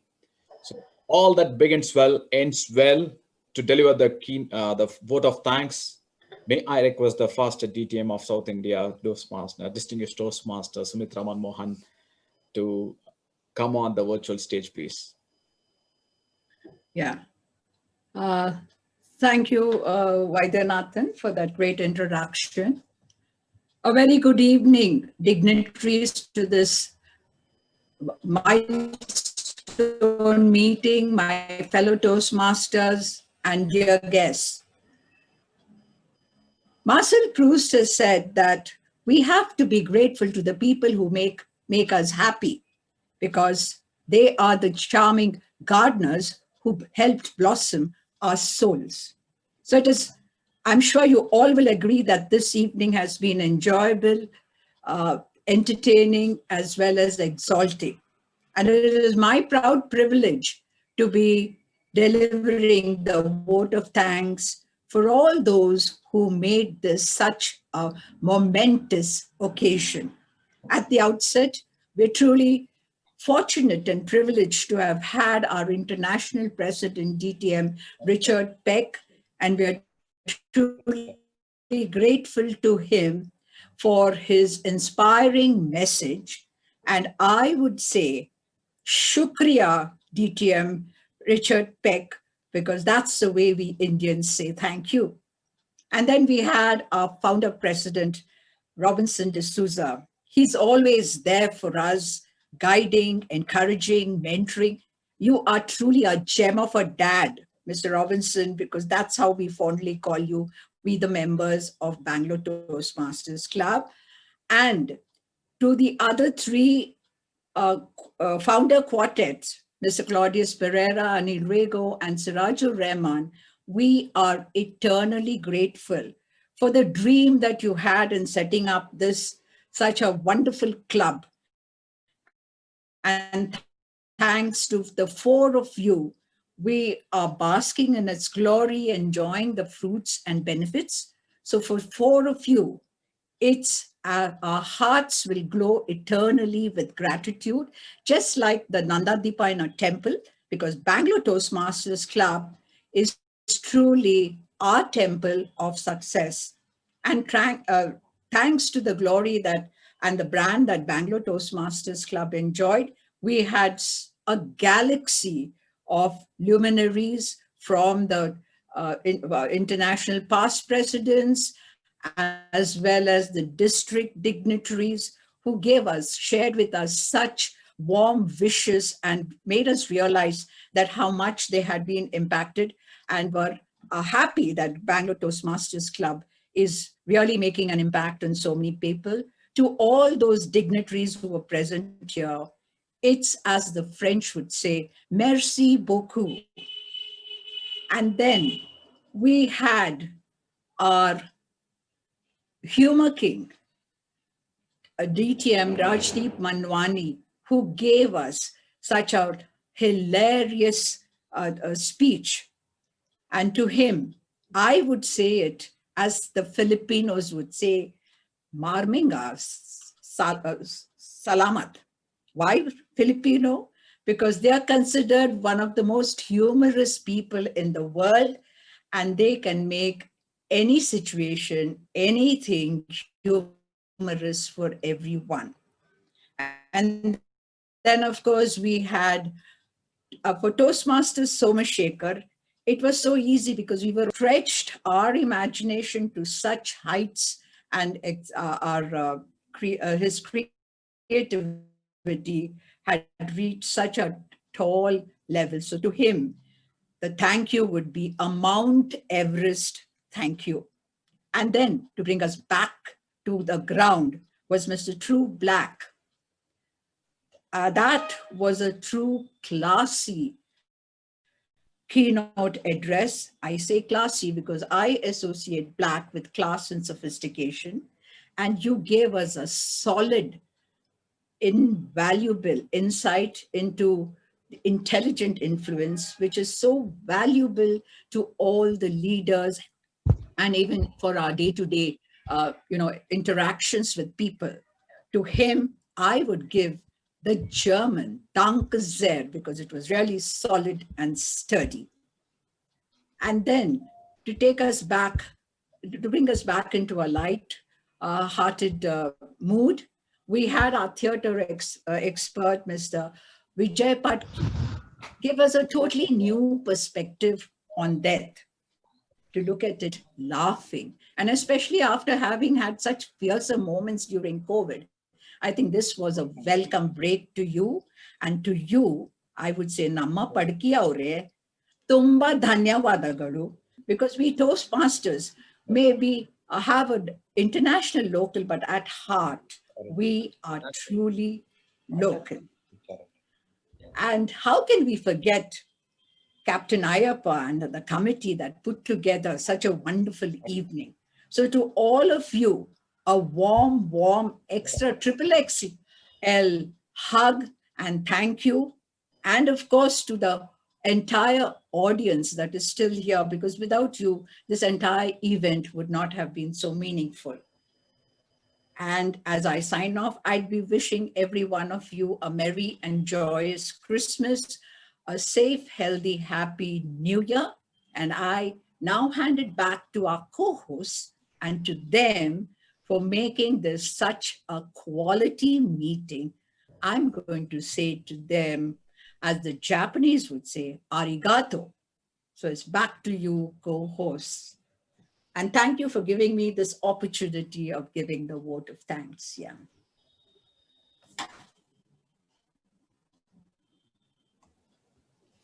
Thank you, Madam Toastmaster Sumitra Manmohan, for delivering such a flawless vote of thanks. So it's a pleasure hosting along with my co-MC Simran Chopra on this marvelous occasion. It's a 1250th meeting of Bangalore Toastmasters Club, the memory which I would cherish forever. So thanks, Ayappa and the committee for giving us this wonderful opportunity. Without further ado, let me hand it back to our president, Toastmaster Ayappa.